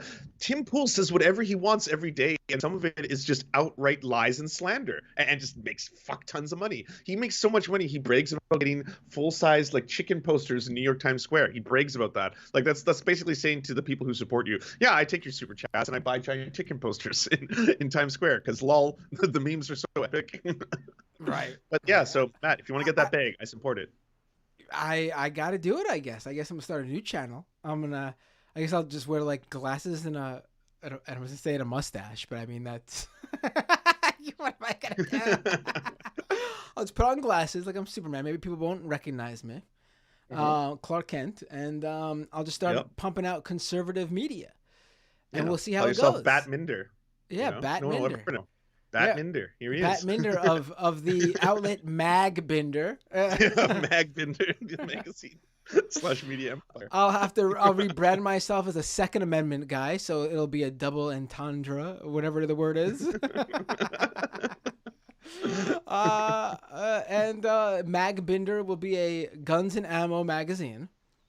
And I'll just wax poetic about conservative issues all day long. Wax poetic. Yeah, I mean, the fun thing is you get to make them up sometimes. Just like walk into a store, see a product, something that you beloved and enjoyed from your childhood, and then just turn it into a thing. Twinkies are too phallic nowadays. My God, do they know that they're filled with what appears to be some kind of soft cream? This is disgusting. They want to sexualize children with these. Like, there you go. Boom. There's a whole week. That's a whole week cycle for you. You know, that one's free. You can have that one for nothing. Thank you. I'll have to see that from you, right? Who I think it was is it Juniper on Twitter who I saw this from, but I don't recall. No, Juniper, that Twitter user who created the Goblin mode thing. Oh yeah. But was she the one who also did the fake outrage over what was it, like Mars or whoever created Snickers?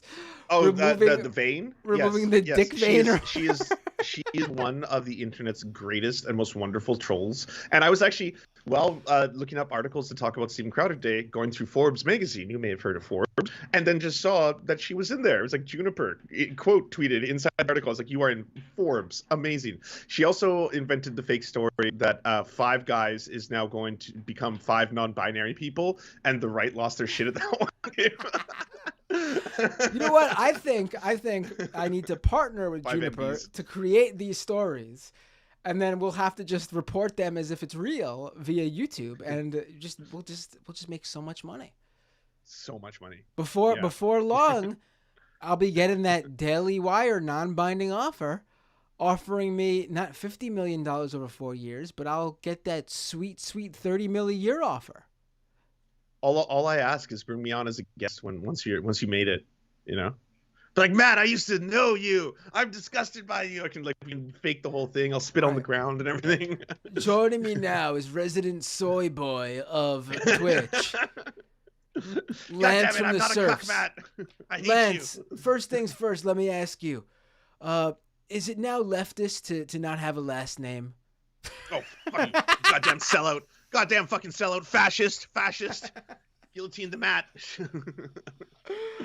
We're going to eat you someday. You just wait. Well, I'll have to get that started. Honestly, I want to get to that point where the left is talking about eating me. That's the aspiration. That's how you know you made it. You know, once you're on shirts, you know, eat Matt Binder becomes a thing. Then yeah, you truly sold out. You're really on the other side by then. Yeah. Lance of the Serfs, everyone. Lance, people I think know where to find you, but in case there is a few dozen people who are just fans of mine who somehow have never heard of you before, feel free to please use this time to tell people where they can watch your content. If you're looking for premium soy delivered directly from the leftist heat, go check out everywhere social media is sold at The Serfs TV. So twitch.tv/TheSerfsTV, youtube.com/TheSerfsTV, twitter.com/TheSerfsTV. And I'm on Mastodon. I just don't remember how to. Mastodon.lol/TheSerfsTV, something like that. You can find me. I think I'm the only Serfs on there right now. So yeah, always a pleasure, Matt. The only Serf on Mastodon. Yeah, the only true Serf on Mastodon. Yeah, always a pleasure. We'll have to flip it up again, and I bring you on my show, and we do the same stuff. And you tell me all the facts. Jack, right? Yeah. Yeah. Yeah, sure, definitely. I love coming on the Serfs Twitch streams, and I love doing the little leftist mafia panels we do on Thursdays. Yeah, those are a blast. Yeah, I guess I'll see you on Thursday. I don't even need to be like, it's going to be so long. I'll be like, all right, yeah. Yeah, that's right. All right, Lance. Take care. I will talk to you soon. Bye, fam. Bye, everybody. Bye, Matt. All right, folks. That's not it, though, for the show, because I'm going to be taking calls right now. let me first, really quickly. I wanna do the. No, that's the wrong. That's the Scam Economy logo. Where's the doomed one? There we go. Okay. I want to really quickly thank a few people who helped make this show possible. And that is the patrons at patreon.com/MattBinder. I got to shout out the people who joined Patreon since the last episode of this show.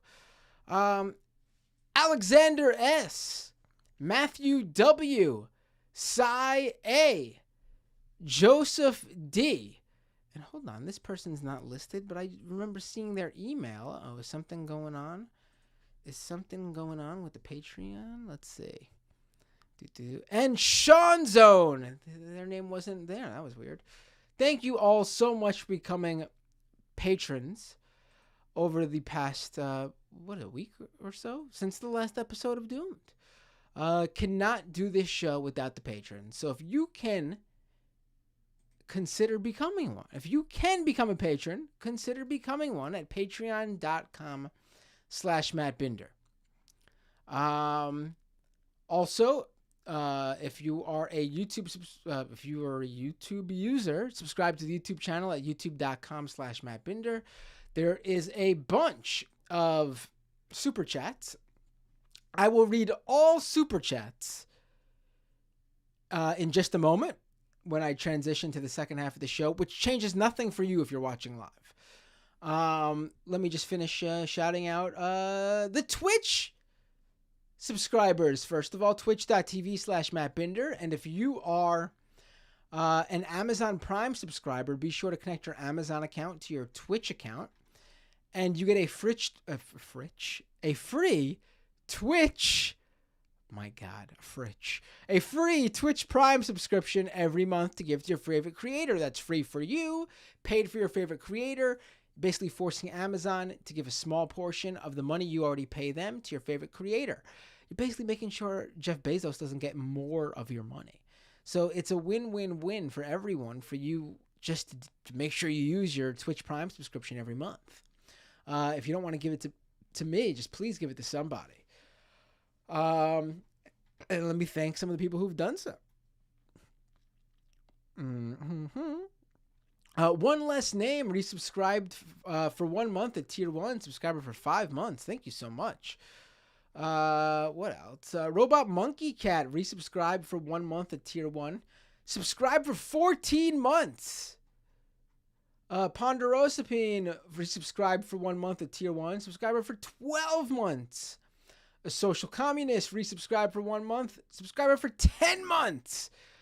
Faradol subscribed with Twitch Prime. Thank you so much.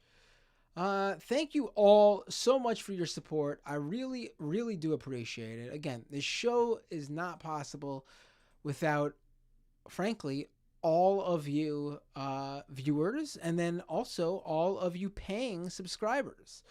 Whether you give a one-off on the YouTube, super chats, or you subscribe via Twitch Prime, or if you subscribe monthly via Patreon, cannot do this show without you guys.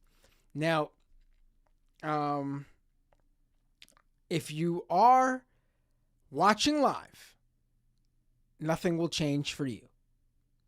If you are a Patreon subscriber, nothing will change for you. In fact, let me really quickly address this.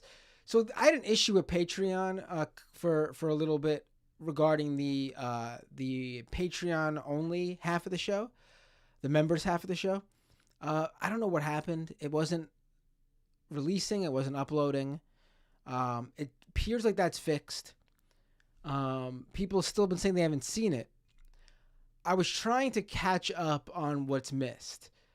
Like the episodes I did not get to upload on Patreon, but because I had the issue for so long, it's gone. I gotta upload a lot of stuff. So I was gonna originally wait to I catch up to upload everything.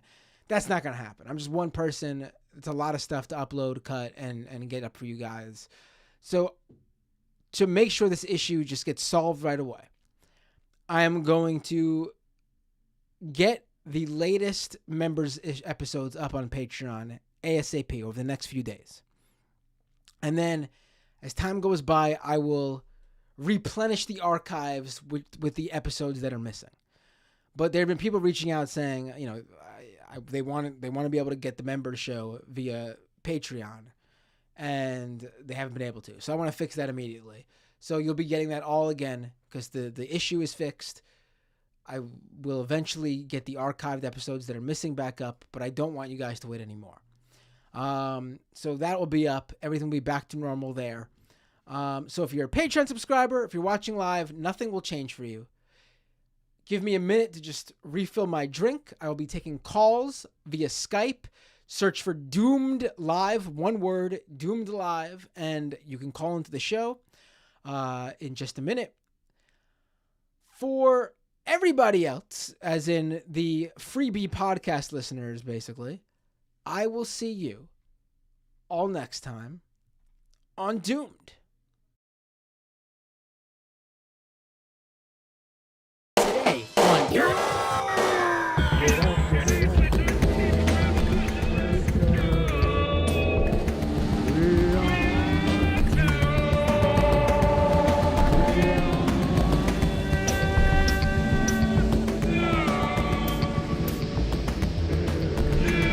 Ecological collapse, corporate fascism, corporate journalism,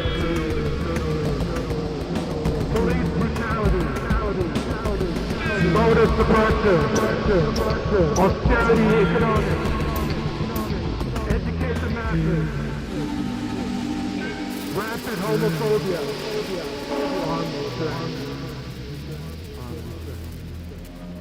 We got our first caller.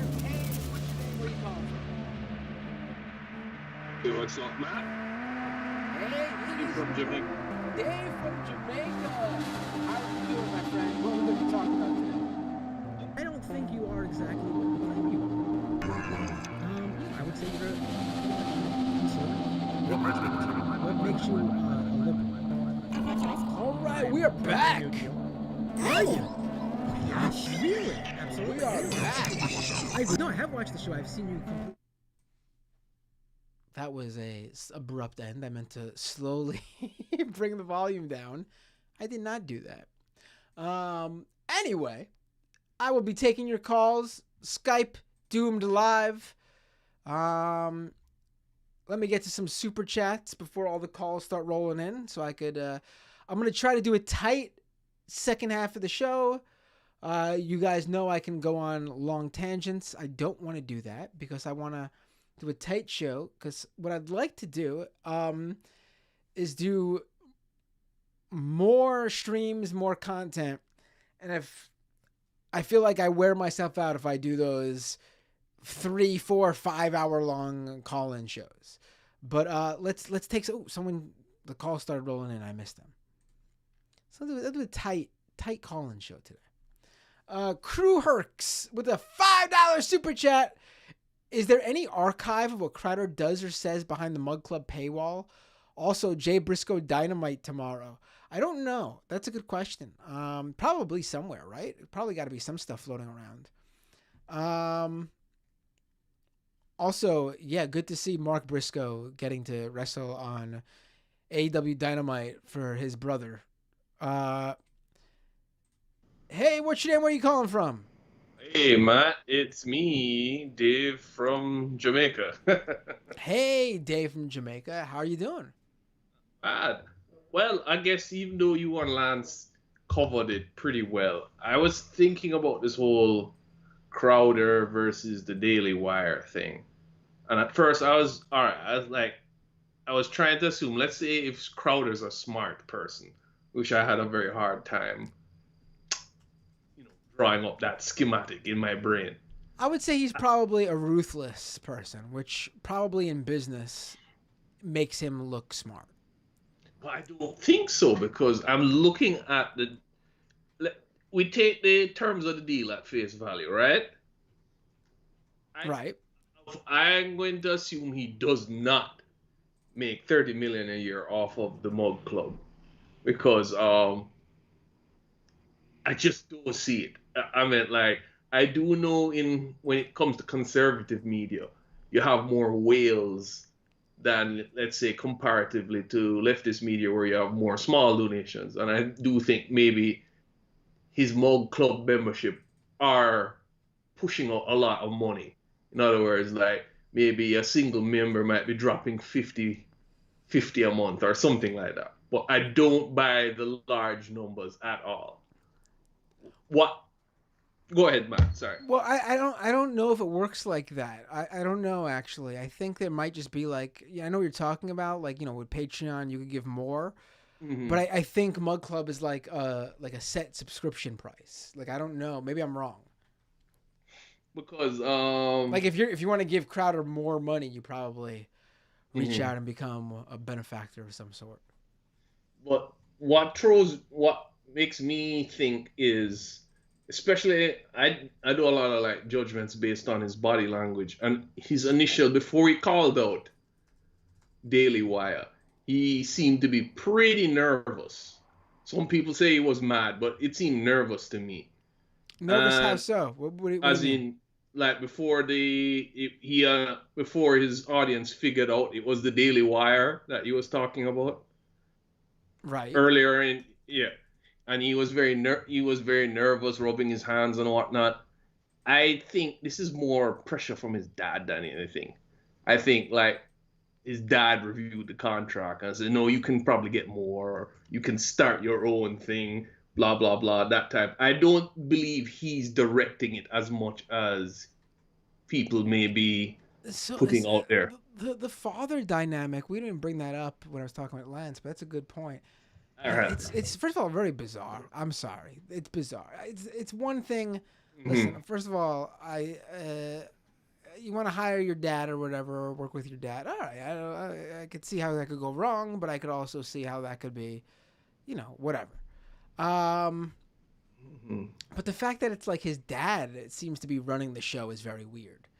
You know what I mean? Like, if Crowder hired his dad because he wanted to work with his pops, give his pops a, you know, spend time with him, or throw him a bone if he needed a job or whatever, and the dad just does whatever Crowder, the boss, the guy who's the face of the company, wants him to do, that's one thing. But the fact that like it seems like Crowder's dad like runs the show behind the scenes, that's very bizarre to me. Well, the reason why I think this is because remember the whole Sam Cedar. Yeah, no, debate. that's what I'm thinking about too. Yeah. That's what gives me the vibes. Also, as you said, why turn down such a generous contract? I think at least what they hired Crowder for is to say the racist stuff that will get him kind of kicked off or suspended off of YouTube every couple of days or not, and then that would be drawing in the members for the Mug Club, because I suspect what happens in the Mug Club is he just says the more anti-Semitic shit that he can't say on YouTube, and that's the audience he's grabbing for, if you get what I'm saying, right? Right. That's the whole model. You say offensive thing, get the hardcore fasci types to join the Mug Club. And here's the thing that I'm thinking. I think his dad or him, whoever, looked on that deal and said, well, if our model is to get them through that type of game, and they want us to they're not going to cover us, even though that's what they really want us to do, right? They don't think they'll be getting that 50 million. I'm just trying to see it from their goofy perspective. I think they think that his model will not be able to capitalize and get that 50 million because, in essence, they hire Crowder to cause shit and get suspended. But my guess is, what did the previous contract not cover that type of stuff that he had on with the Blaze? Yeah, I don't know. I don't know. Because that's basically what they hired Crowder for. They hired him to say the anti-Semitic stuff, get a slap on the wrist by YouTube, and then draw in the hardcore members who pay more consistently. Yeah, I mean, I would say maybe different business model between the Blaze and Daily Wire. It does seem like Daily Wire is trying to go more mainstream than any of these other conservative media outlets, right? I mean, I'm not saying they're doing anything differently content wise, but at least how they're trying to portray their operation. It seems like But they Daily were Wire. willing to give him $50 million. So how mainstream were they going? I mean, Crowder's the face of conservative media on YouTube, the largest video platform ever on the internet. But here's the thing. I could dig into the numbers just like you, Matt, because certain things are just not adding up, right? I don't watch Crowder, but I can get a rough idea of what his content is. And if it's like Rush Limbaugh and stuff, in other words, pretty boring shit, right? Remember that Jamaican caller that maybe almost a year and a half ago called in and he said he was a Crowder fan? Right, I Hasn't remember called that. back since. Oh yeah, it was. Yeah, he hasn't called back since because it's you. No, no, no. But I think, well, he's typical of that type of thing in the sense that these guys are pretty boring, so they'll kind of move on to the next thing. You know what I mean? Is so I am very skeptical of the conservative media stuff actually making profit. I do think billionaires back them because they want it for ideological purposes, right? You know, put their crappy ideas out there. It's not that it's making money. It's one of the few things conservative billionaires are willing to take a loss on, right? So Right. I'm very skeptical of any of this making money because it's so lame, and it's not because like I'm a super hardcore leftist. I can think of conservative friends of mine who I know who live in Jamaica who wouldn't sit down and watch this crap because it's boring as fuck. So the whole thing it confuses me. Do you think Crowder is actually making money, or is it? Well, he's definitely making money. The question is how much. Right. And it's definitely a lot of money. The question is it a lot of money for a guy to be running, for who runs a YouTube show, or is it a lot of money for like any business to be making? Do you know what I mean? Well, that's the thing. I mean, he might be personally making money, but is his business model actually making money? That's the thing I don't know. That's the thing I'm not certain about because they're very shady about the numbers. They're not boasting how much they make exactly, which makes me very suspicious of if they're making money or not. Because if you're making money, conservative or not, they would be telling you, "Look, we made this much money." All right, but have you? Well, not necessarily. It depends. All right, educate me, man. Educate me. There's it might be different elsewhere, but in the United States, there's a notion that you don't share that sort of stuff. Yeah. It's just money issues are a private matter. Well, how do we know if these business ventures are profitable, or just by taking their word for it? Unless they're a publicly, public company, a publicly traded company that has to actually file this sort of stuff for anyone to look up. We literally just take them for their word, or don't. But I mean, there's nothing more than that. Mm. Well, that enlightens my ignorance on the topic because I find that very strange, right? We don't know. Because you also remember though, like I'm not even talking like companies. I'm talking like individuals, and that's the question here: is Crowder making a lot for an individual or a lot for a company? Because those are two very different things. Like to me, like if you pay me a $250,000, that's a lot of fucking money to me. $250K, that's a lot of money to me. If you're a business making $250K, depending on the size of your business, that could be a failure. Like it's a very different thing. You know what I mean? No, I get what you're saying. Also, that reminds me with the midterms, right? That just happened, and the red wave turned to a red trickle, right? Would these conservative billionaires be kind of upset because they did all this investment in right-wing media, to spread messages and whatnot? And they're not seeing much return in it, technically. I think they are. You think they are in other? I think they're getting what they want. Okay. I mean, just look at the conversations we have online. It's all around whatever conservatives are whining about, at least in our circles. But I mean, I think they get exactly what they pay for. They want to control the conversation, whether or not it translates into actual electoral wins for them, because it doesn't Yeah, really matter. Okay, I get you. I get you. I mean, Hmm. they they literally have turned back time on various issues. Honestly, I mean, they're getting exactly what they want. Roe v. Wade, Hmm. the current discourse around just LGBTQ people existing, specifically Hmm. trans people. I think they're getting their money's worth. I think you changed my mind on that one. I think you're right. It might And not if be. they don't care, if they don't explicitly care about those social issues, and it's all about just the money to them, then they're also getting their money's worth because the conversations are around that and not around the issues of how much money they're making, doing whatever whatever oil, gas, arms dealing, whatever it may be. True, true. I guess and I'm pivoting back to the Crowder thing again, because now that you're as I'm thinking about it, if it was a case of kind of think of it like the Bree Joy Gray situation with Sam Cedar, where you pick a fight to build a brand, right? And at first, I think Crowder's picking a fight to build a brand, right? But when you and Lance were talking about the whole he's going to build his own network and his own YouTube. I don't think he has the money for that, right? So I, I'm beginning to wonder: is that the plan, or you think Crowder or his dad or whatever's going on? You think they made a miscalculation and now they're just stuck? I Because I I don't think hmm they made a miscalculation. I think they're doing exactly what they wanted to do.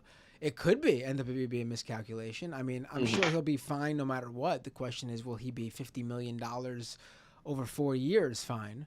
Um, hmm well, we'll see about that. I guess we'll see who cancels who. I don't know. But I mean, uh, they'll be making plenty of money, whatever he ends up doing. yeah, you're right, but I guess something does.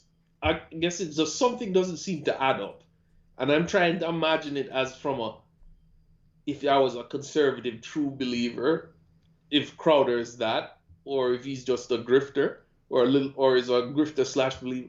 It the whole actions he's taking does not seem to make sense, because if it's a case of he was looking for more money, right? Turning down this deal not only turns down the deal with Daily Wire, but I suspect other conservative media outlets are not going to be willing to pick him up because of the whole But recording I of don't think phone he, I don't calls and stuff I like don't think that. he was looking for it. I don't think he was looking for it. I So you, think hmm yeah, I think this was all.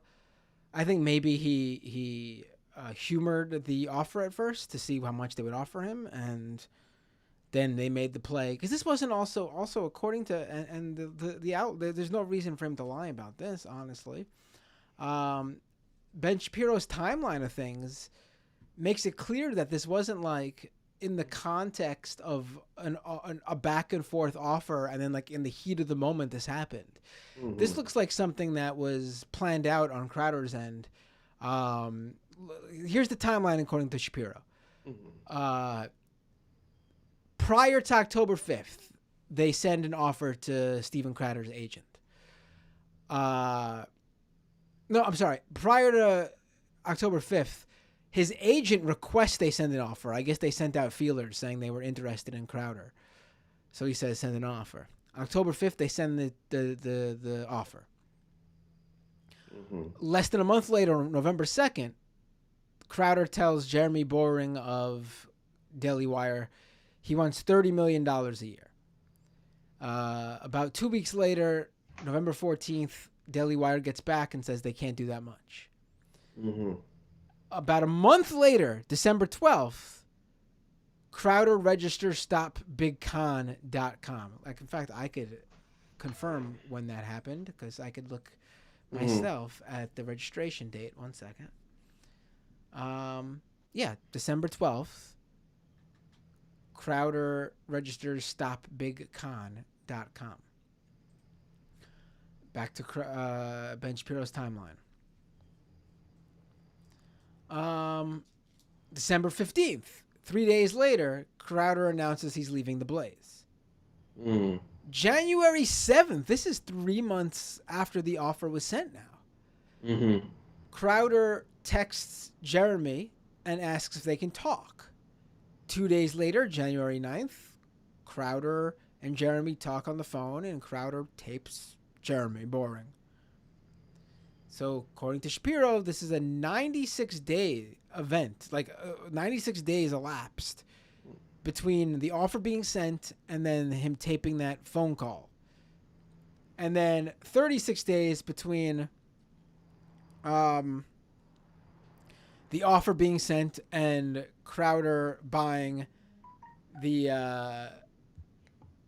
no, that's more than 30 days. Excuse me. Mm-hmm.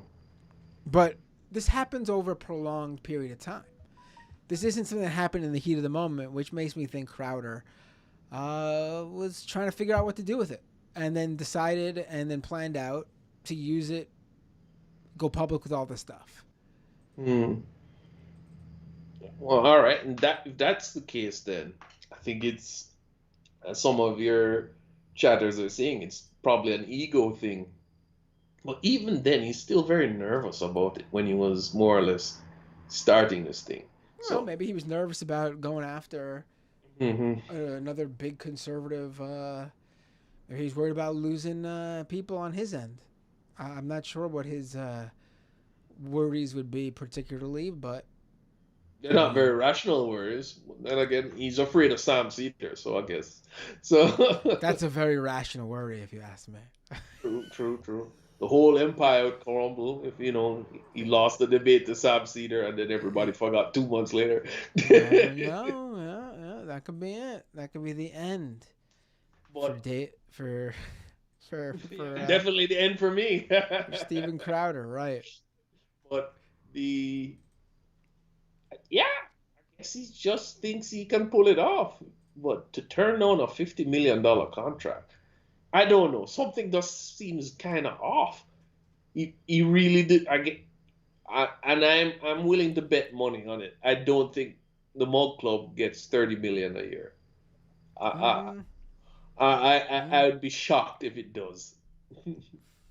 He's not running the same operation as Daily Wire. That's why I think it's more realistic to me that Daily Wire is making that much and Crowder is not. It's just a whole different thing. Mm-hmm. So I just think you just think he just wants to go out on his own, and he's as you said, ruthless. Maybe not too bright, but ruthless. Yeah. I mean, yeah. Maybe I'm overthinking it. Yeah, I need to. Yeah, he thinks he's worth way more than $50 million, and he can pull it off on his own. But here's the thing: without the protection of the Blaze, those well, of course, he's not going to make his own YouTube. That ain't going to happen.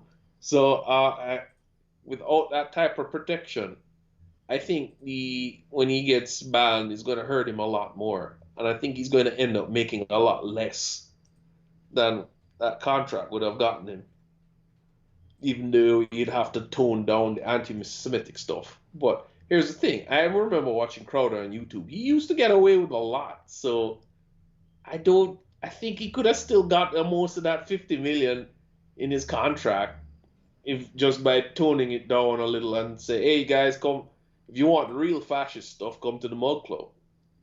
Yeah, he could even say something like that. For the real fascist stuff, be sure to check out the Mug Club. Right. No, but I'm surprised none of your viewers have snuck in to see what horrible stuff he says on the Mug Club. But I think the problem is you got to pay. You want to pay. I mean, and I get it that people probably do just to see what's going on back there. But that's the problem. Why probably more people don't do it. You got to pay. Or it's probably just boring as hell.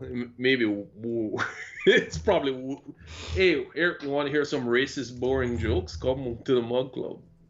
Yeah. I mean, yeah, that's probably that's probably the sell. Mm-hmm. All right, Dave, thanks so much for the call. That's it for me, and I know you're trying to keep it tight, Matt. So no, it's all good. No problem. It was a pleasure to talk with you, my friend. Also a pleasure. Have a great night. Same to you. Bye. All right. While we wait for people to call in again, I will go back to the super chats. Renee with the super chat. Is it true that Rumble cooks up viewing numbers? Oh, this is probably before we discussed this with Lance. I don't know what the improperty, what's actually going on here. If it's something improper or just something underhanded or slick.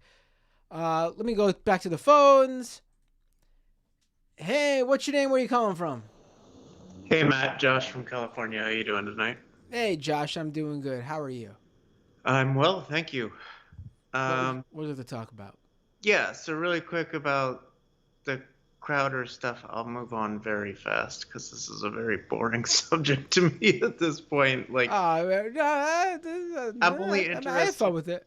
I'm only interested in Candace Owens calling him a bitch. Like, that's funny, but the rest of it's just. Well, I also want to know if she's actually gonna go ahead with whatever juice she says she's got on them. Oh yeah, I want yeah, to know the good. Give us the goods. Come on. yeah. And I would just say I think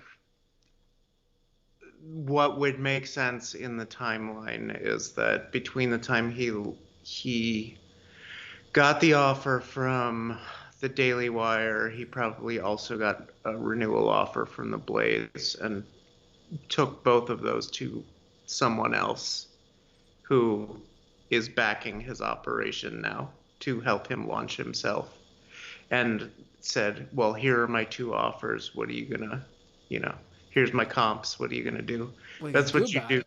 Yeah, that's what we do. And, you know, if you have multiple job offers, you can sort of get away with that. Well, yeah. And so my guess is that he's being backed by someone very wealthy who has a specific agenda to push, if that's the case. Also of note is that assets are going to be available very soon through the bankruptcy court in Texas, because Jones is going to have to start selling off stuff like Band.video and the studio to pay for his bankruptcy. Oh, right. I forgot all about good old Alex Jones for a hot minute. Yeah, yeah, yeah. But yeah, so he's already got an alternative to YouTube, Band.video. I mean, and that's why like he is way poorer than he should be, given all the money he takes in, is because running IT infrastructure like that is incredibly expensive. Yeah. But that would be a really quick like launch if someone bought it for cheap in a bankruptcy court or bankruptcy auction, and it's already established infrastructure with deals and everything else.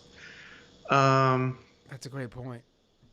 Yeah. So, did you see that Pence has now been found with top secret documents? Yeah, I don't even know what to think all of this, because I don't even know what it is. Like all these guys have, like, if it's something that everyone's just doing across the board, then I mean, first of all, why are they keeping this stuff? I don't even get it. Like, is there something weird and underhanded going here, or is it like just the power of having some of this stuff that you were only privy to? Like, I don't understand it. Like, I could be a bit of a pack rat. So I could understand like wanting, I don't know, souvenirs from your time in office. Yeah. But I don't get what's going on here, and why it's like multiple stuff and from everybody. Like, what is it? I would love to. My guess would be that they use a company like Corovan to like pack up their office. Oh, and they just grab shit, right? Yeah, they grab everything, shove it in a box, and then unpack it at the. The fact that it's so much over this prolonged period from all over, I sort of felt like it was something like that, like something, not that specifically, but something that was just like inconsequential. Like people seem to be misunderstand the whole point with the Trump thing. Isn't that they like found it at first? It was the fact that he wouldn't give it back to them. Well, like, and it was requested. It was also what was missing. Like this is shit. Right. This is crap from the National Archives or like Senate records or whatever that he should have turned over, but it's not really like national secrets. The Trump stuff we still don't know what it was, but given the level of freak out of the FBI and everything, it was probably some sort of like gonna get people killed secrets, or nuclear weapon like schematics or something like that. I mean, who knows until we know, but Right. it's, yeah, I mean, I'm fine if we want to throw all three of them in jail. Like, you know, I'm good. And then we have President Cop Mala for a couple of years because she's not winning she's not even winning the primary. So if she runs for re-election, so maybe we could get someone a little bit better. Yeah, I don't think Uh, anything's coming out of it oh, though. of course not, because Right. the wealthy never get punished for anything, except when they fuck over other wealthy people, which is the next thing that I wanted to talk about Well, go really quick. ahead. Let's do this. Just for Spocko, because I know he loves hearing about Elon Musk. Um, the king, Spock, or you're talking to me, and you bring up Spocko when it comes to Elon Musk. yeah, well, I love hearing about this stuff too. so the king's estate is which manages all the crown properties in England, in the UK, actually around the world, but is suing Elon Musk for non-payment of rent. Wait, I missed this. Like, Yeah. whoa. Yeah, so this is new. So the Piccadilly Square was a really expensive area in London, and so the king is basically suing Elon Musk for Twitter not paying rent since he took over. That's So the good stuff. That's the good stuff. I really hope they pull him into court and make him wear a powdered wig while he has to defend himself. That's really good. I didn't hear that. What I've been off. I've not been on top of my game. I gotta This get back just on track. I should have been on that. Yeah, this just came out like today. I mean, there's more like that he there, I know he was losing. Like, what was it? Like Singapore Twitter headquarters or something. All the employees got like walked out or something because they weren't. He didn't pay rent there or something. and there's getting sued for $2 million for not paying consultants. So literally the Trump playbook where you just don't pay contractors to do work for you. I mean, he's got to not just straight up. He's got to just not have like. There's a $1 billion payment coming up at the end of this month from him. Yeah, which is, I mean, that class action suit from the Tesla shareholders is going to really have teeth because he's going to have to sell more Tesla stock to be able to afford the payment, to just have the cash to afford the payment. And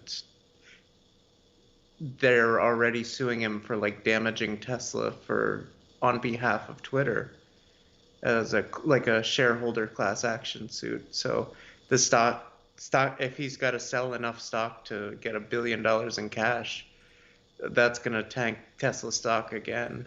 So there's absolutely no way that he's going to that he's going to walk out of this. Also, then the case against him is going forward in Fremont it might be San Francisco, but someone in California is suing him.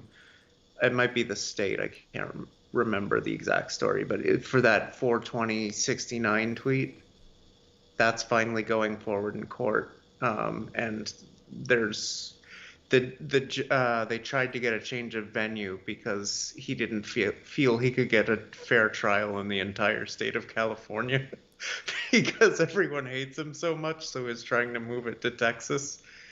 And the judge was like, "No, you can't just poison the entire jury pool and then try to change the venue. That's not how that works." So that's going ahead. Oh, let me just quickly thank Blue Lizard Guts. Thank you so much for the raid over on Twitch. Hello, Blue Lizard Guts' Twitch viewers. I'm Matt Binder. This is my show Doomed.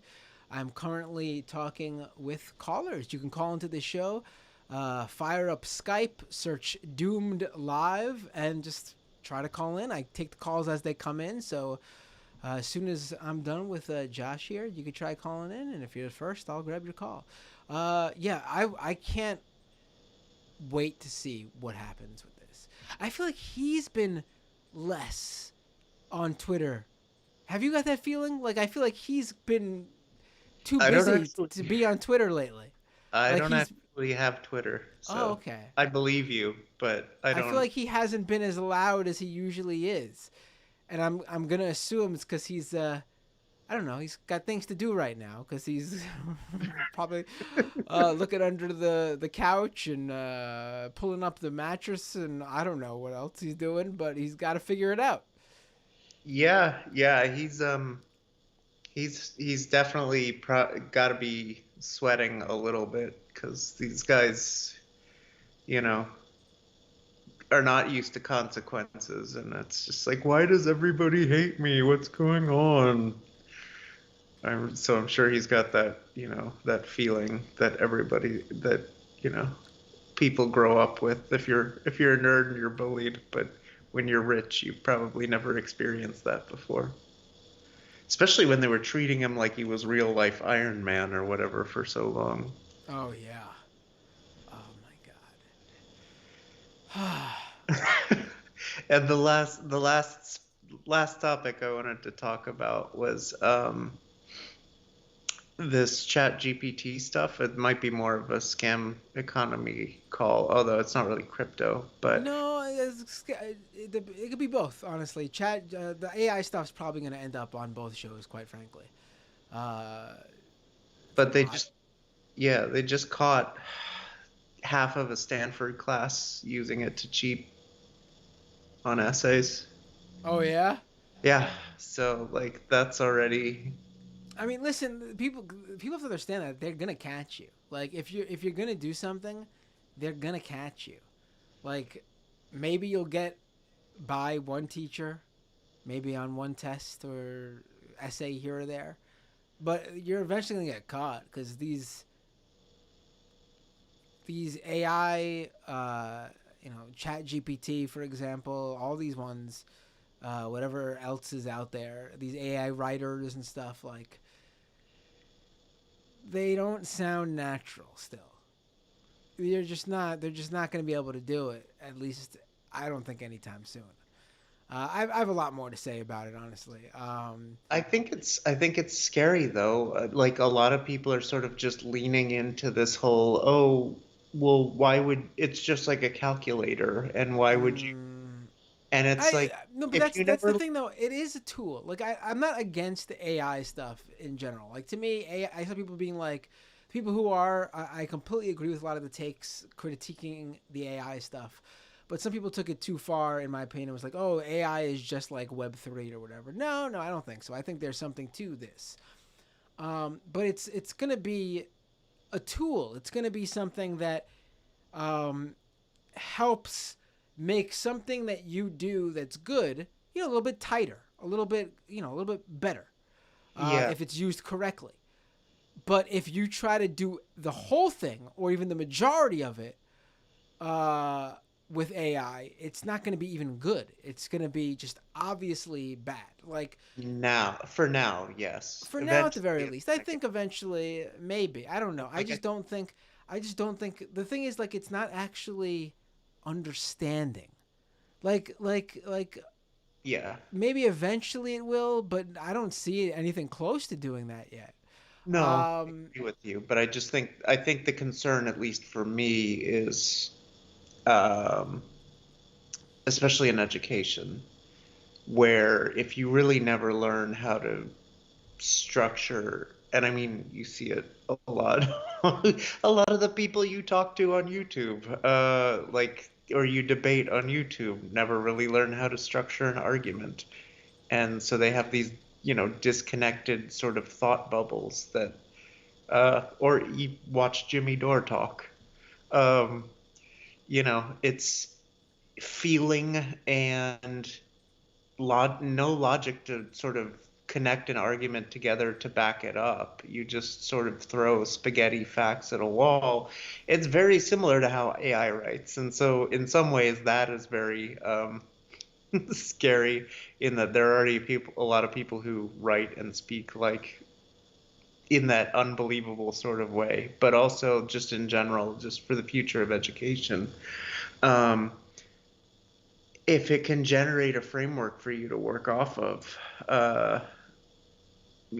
again, for writing essays or for math or whatever, if you never learn the basics, then you never really learn how to structure an argument or think things through on your own because it's one of the problems that sort of exists when we're hired. Like, I work in I think I've told you this before, but I work with data a lot, and a lot of the people we try to hire, they don't actually know how to do analysis on their own, because you can Google how do I do this, for so much of coding now and so much of analysis and whatever. So you never really understand the underlying principles and why you're doing things this way, or what are different ways to look at something, then you don't really ever put those neural pathways down to reform. And so you get a lot of problems in sort of development of problem solving. And I learned, my mom's actually a much better person to talk about this. She was in early childhood development, and like there's an enormous amount of like brain development and that kind of stuff that's just done through sort of play and experimentation.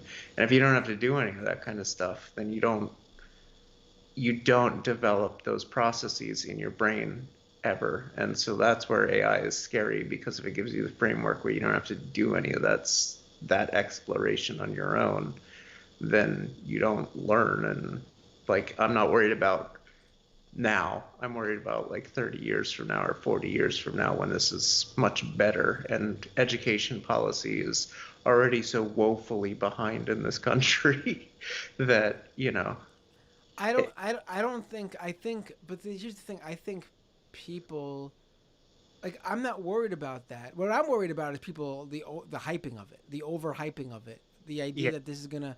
I'm not worried about at least the near future of it being somewhere that some people think it's going to be.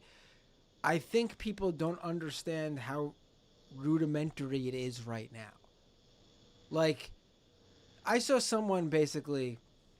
All right, so this is constantly. I think of this interaction constantly when I think of the AI stuff. I might have even brought it up on one of these streams before, but someone was critiquing Chat GPT for not being, getting something right or whatever, factually. Like, they got the numbers wrong or something for whatever it was asked, and someone replies that like the critique was really like grasping at straws, or was no, that's not it. What's the word I'm looking for? Sort of like really being nitpicky. And their example was like, imagine you saw a talking dog, and instead of just going like, holy shit, a talking dog, you started critiquing what the dog was saying or something. Mm-hmm. Like you're missing the forest for the trees or whatever. And I thought that was a great example, but not for those reasons. AI is like a dog, because a dog serves. You could train a dog to do some really incredible things, like really amazing what a dog can do. But at the end of the day, the dog's got no idea what the fuck it's doing. It just knows it's making its owner happy, so that's how it learns to do the thing it's asked to do. That's basically what this AI stuff is. It's got no real understanding of what it's outputting. It just knows, based on doing things over and over again, what makes the person that's asking it for whatever, it knows what makes them happy. It knows what gets them what they want. So they learn from that. You get what I'm saying? Yeah, and I mean, there's definitely, especially with like chat GPT, which again is being pushed very, like, you can argue that it's organic. I don't think it is. Like, so much of social media, I mean, you know this, I'm not telling you anything you don't know, is so astroturfed and like faux guerrilla marketed and whatever, that it's all just like, there's, you know, all these fake Reddit accounts saying how great this thing is or whatever. But yes, I understand what you're saying, where like you can absolutely fuck with Chat GPT, and you can, because if it gives you an answer and you disagree with it, it's going to give you a different answer until you agree with it. Right.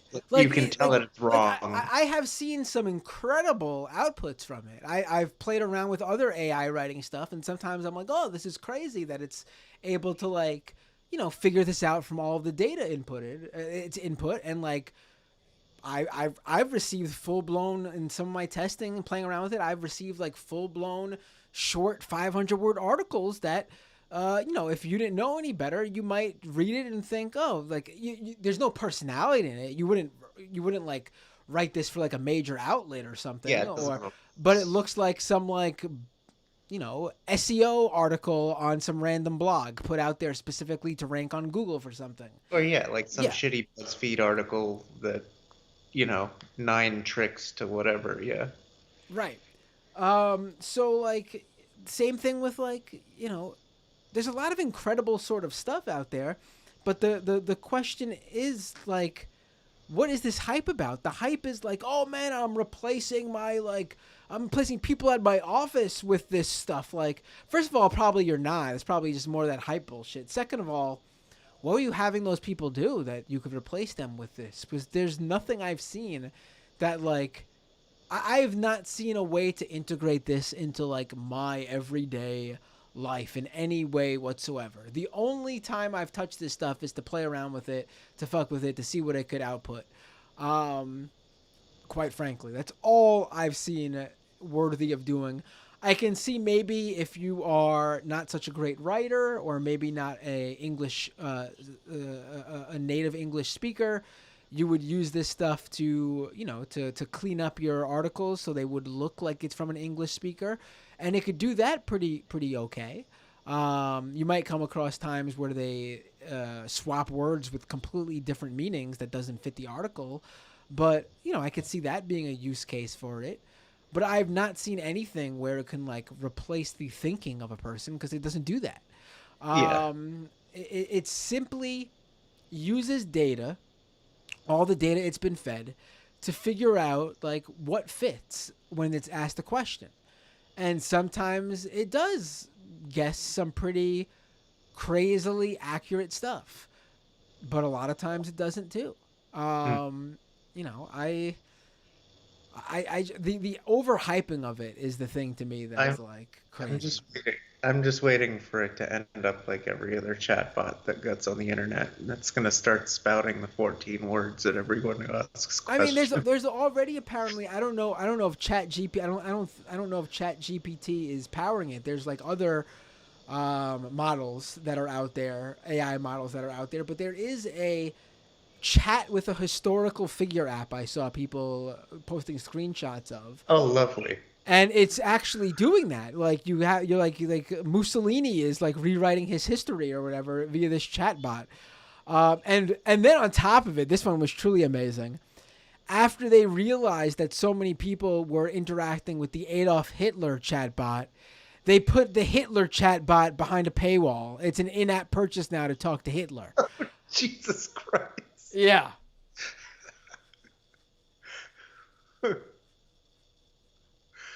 Oh boy, we live in a great world. That's you what know, it is. you've got anyone in history to talk to. You know, Marie Curie, Einstein. Go back further. I mean, sure, I guess you could talk to Joan of Arc, which wouldn't make any sense since no one knows what she sounded like. I forgot about this. And the best thing is, because they like, I guess they have like a little title for the figures, like, you know, Shakespeare, they have like author. For Hitler, they have political figure. Yeah. Yeah. I I mean, mean, technically correct, but yeah. I guess it's David Duke, public speaker. yeah. Fuck. This Yeah, whole we got a wonderful world ahead of us. And I don't mean in the sense of, oh no, AI is taking over. I mean, oh no, people think this shit is going to do so much more than it actually is. This is something that I don't think a lot of people know, and I think this company is probably the most mind blowing of them all. Boston Dynamics, the yeah, crazy dog robot company. yeah. I think the shit they've been doing is incredible. Like that's actually very few tech actually blows my mind. This company does over and over again. I'm just Um, waiting for ED 209 though. but one thing I think a lot of people don't know is the reason why like the humanoid robot looks like walks so great is because they basically capture a real you like they like motion capture like a person walking and then Mhm. just feed it to the robot to copy it. Like it's not like the robot is thinking to move that way. I think a lot of people don't realize that.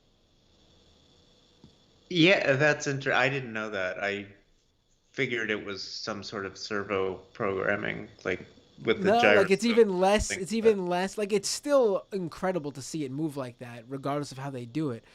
But that's a lot less like fancy. That's just like, you can't deploy that because they're actually like specifically feeding it the motion capture of exactly how they want it to move. That's not how you would use it in a regular scenario, like a setting that it can actually be deployed in public or for any sort of real world usage. You know what I mean? Like that's Yeah. straight up like demo usage, you know? Yeah. Well, yeah, I mean they're a long time away from anything. I mean, that dog that you could use as a pack mule on patrol is one thing because essentially it just has to um, keep a certain distance from you and use lidar or whatever. But and also a four-legged platform is much more stable than a two-legged one. But Right. I will say though, not to again, I think the I still think those videos are incredible, but also what they're doing, huge step up from Elon Musk sending out a person dressed up like a robot. I yeah, but still can't get over he did that. yeah, but Elon Musk's robot can fuck on demand. You don't Yeah. have to, and then it's also not creepy because it's just a guy in a suit as opposed to like, here come the sex robots. Right. Yeah. Yeah. I think people are listen. It's cool to see this stuff. I think some of this stuff. I think the hype around it and how it's sold by some of these people in the industry is greatly going to it's going to be the same shit Oh as yeah, when all the media companies thought video was the future because their video views were through the roof on Facebook and they're like, holy shit, I can't believe how many people are clamoring for video content from us. And then lo and behold, a couple of years later, Facebook comes out and goes, oh no, we had a glitch and we were overcounting the video views by like a 1,000th% or something. Sorry, everybody. Video is in fact not the future. yeah, and all the companies they put out of business weren't around to sue the shit out of them for lost revenue. Yeah, Right. Right. yeah, like all the like Cracked and College Humor and all that kind of stuff went away because The saddest thing is the content companies are truly the most valuable. Yet, they're the least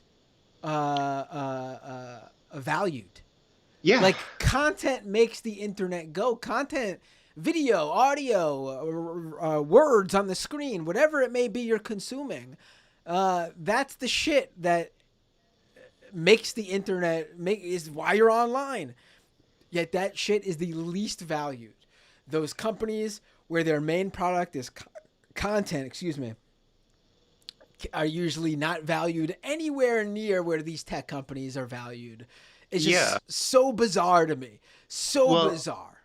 I think it's because they don't have. I mean, you don't have the audience capture like you do with the tech companies. There actually is it's very easy to compete.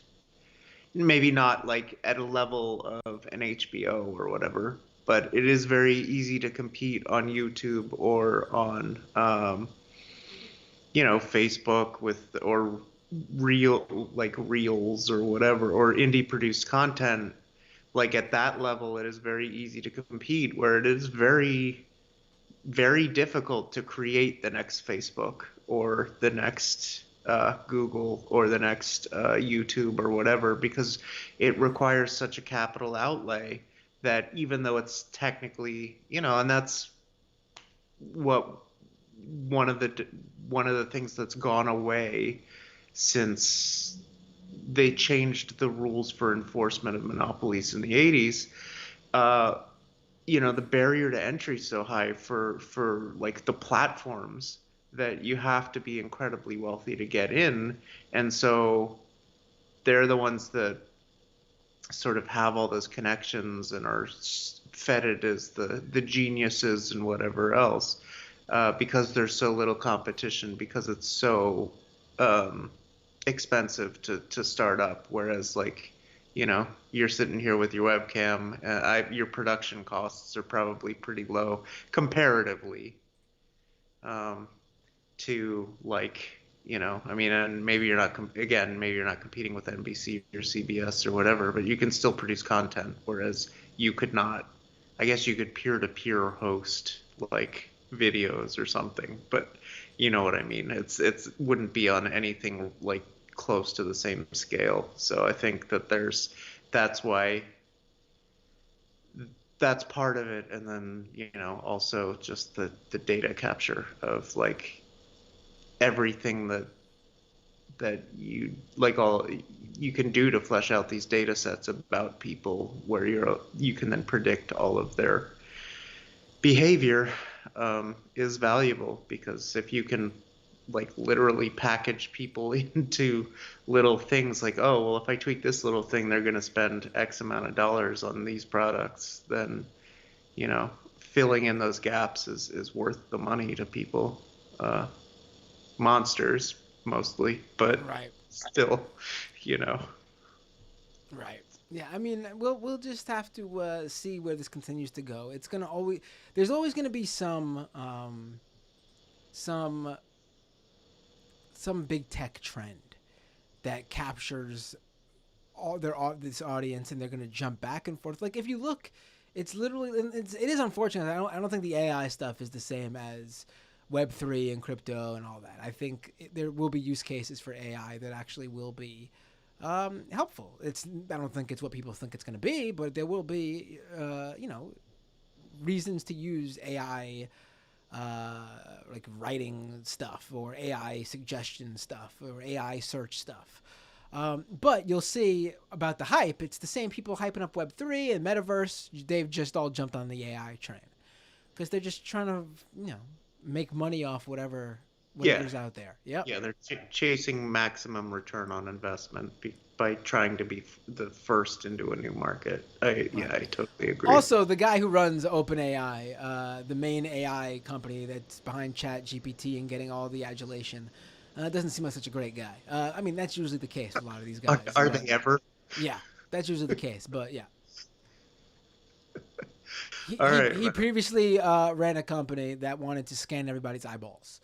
So get a real a sense of, and there was a crypto element too, by the way, where like people would be rewarded for scanning their eyeballs or some shit, if I recall. Oh, Yeah. That's awesome. Yeah, yeah. That's not Minority Report at all. Right, and also Elon Musk was part of OpenAI when it first started. He's since divested. He's no longer in it, or whatever the term is. I don't want to use divested if that's not what it means for him specifically for what he did. But I hope they kicked him out. They're like, even I don't think they kicked him out. I think even we have standards. No, it wasn't that. It was something more the sense of they just he decided to leave or something like that.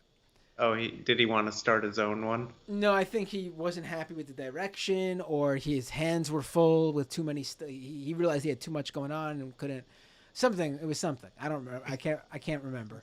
They wouldn't let him buy the title of founder. Right. Right.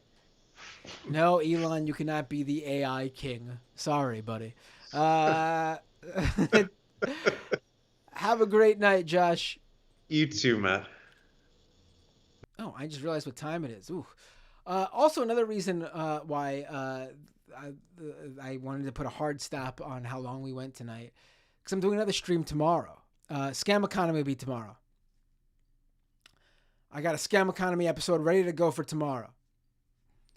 So I'll take this call, and then anyone else wants to call in, I'll be doing a stream tomorrow. Hey, what's your name? Where are you calling from? Hey, it is Kowalski from Nebraska. What's going on? Kowalski, how are you? Hold on, I have you zoomed in because I had let me unzoom you. I had oh my god, I can't talk anymore. I had Lance zoomed in. Hey Kowalski, what's up?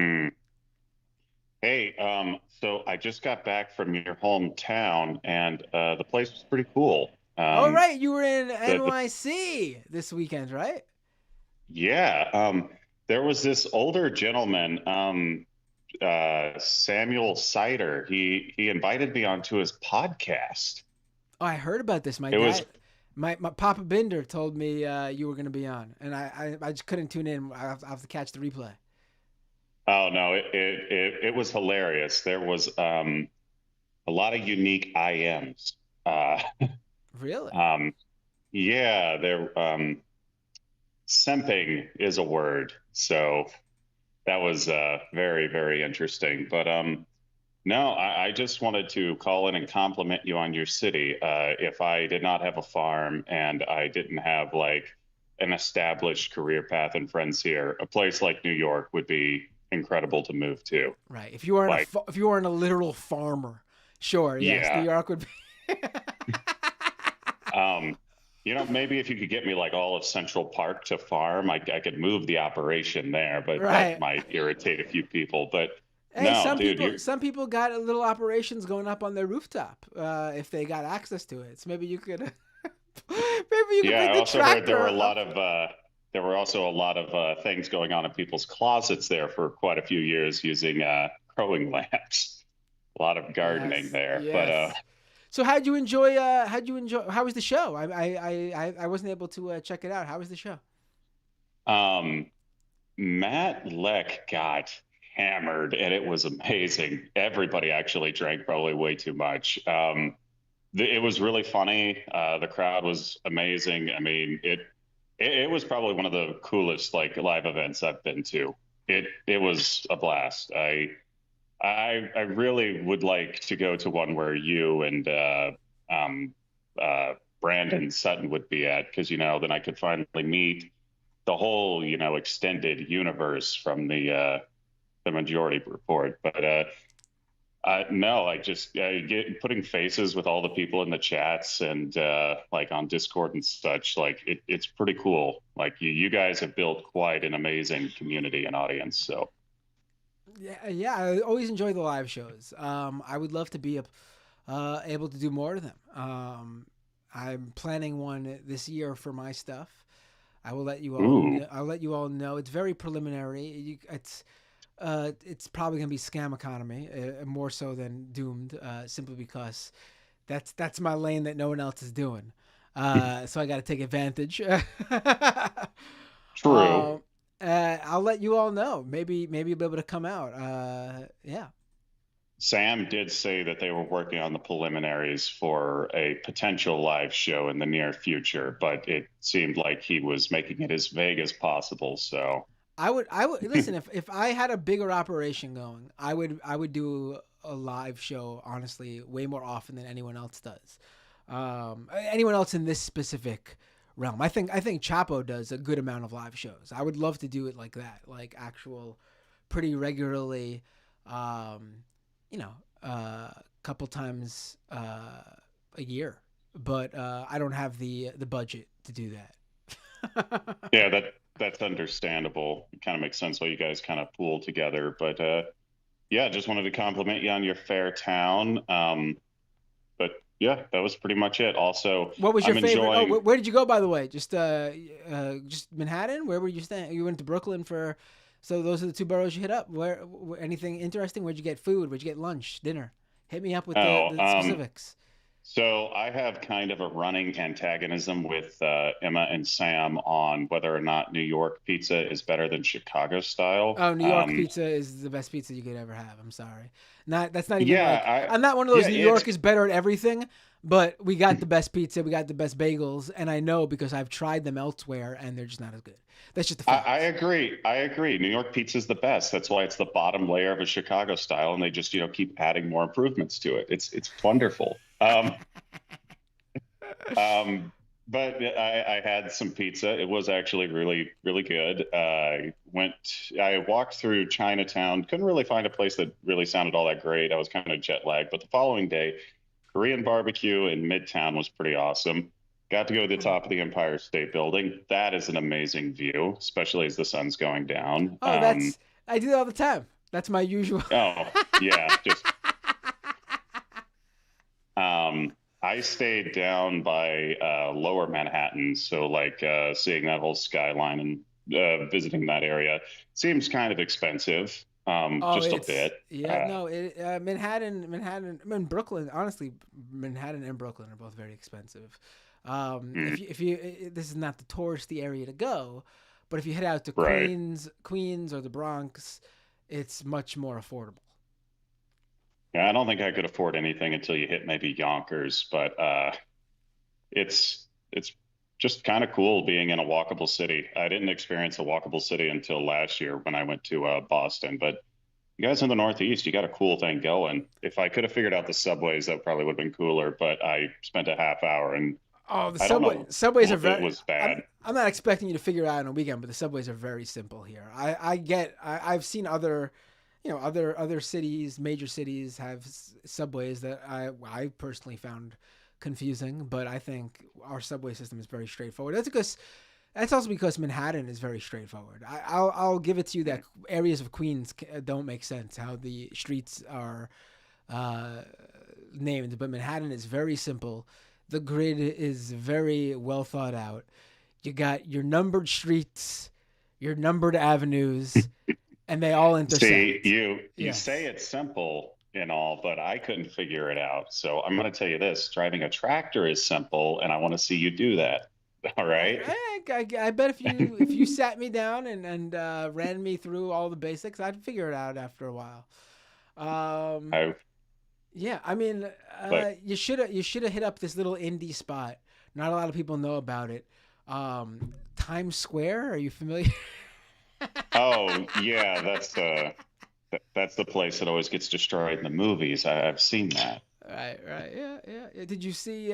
So where in Lower Manhattan, like Chinatown? You said that's where you were staying. I was close. I was south of there. I was in the financial district. I think Oh, that's what that's it was not called. that's not cheap. No, it wasn't. But I was a civil engineering major at university prior to switching to agribusiness. So like seeing the skylines and stuff like that, and plus it put me in a good point between Midtown and Brooklyn. So Right. it Yeah, was kind that's of true. a strategic spot. But I No. mean, even driving or getting like an Uber or Lyft or a taxi wasn't actually all that expensive, and you can get across town pretty quick. I was kind of impressed.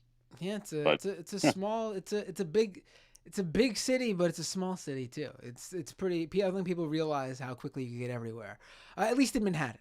Once you try to get to the outer Mm, boroughs, it's not as close. Especially if you're trying to go from outer borough to outer borough. You definitely mm. can't do public transportation there, or at least do public transportation in a expedited manner at the very least. Man, I'm bummed I missed out on seeing you because I thought of hitting you up, but I do remember prior to New Year's, you had said that you were probably going to be kind of busy and you weren't going to the show. So I didn't want to be a bother. yeah, I was So, busy that weekend, unfortunately. Otherwise, mm, I was doing stuff with my kids on Saturday, and then brought them to the grandparents on Sunday. We were doing stuff.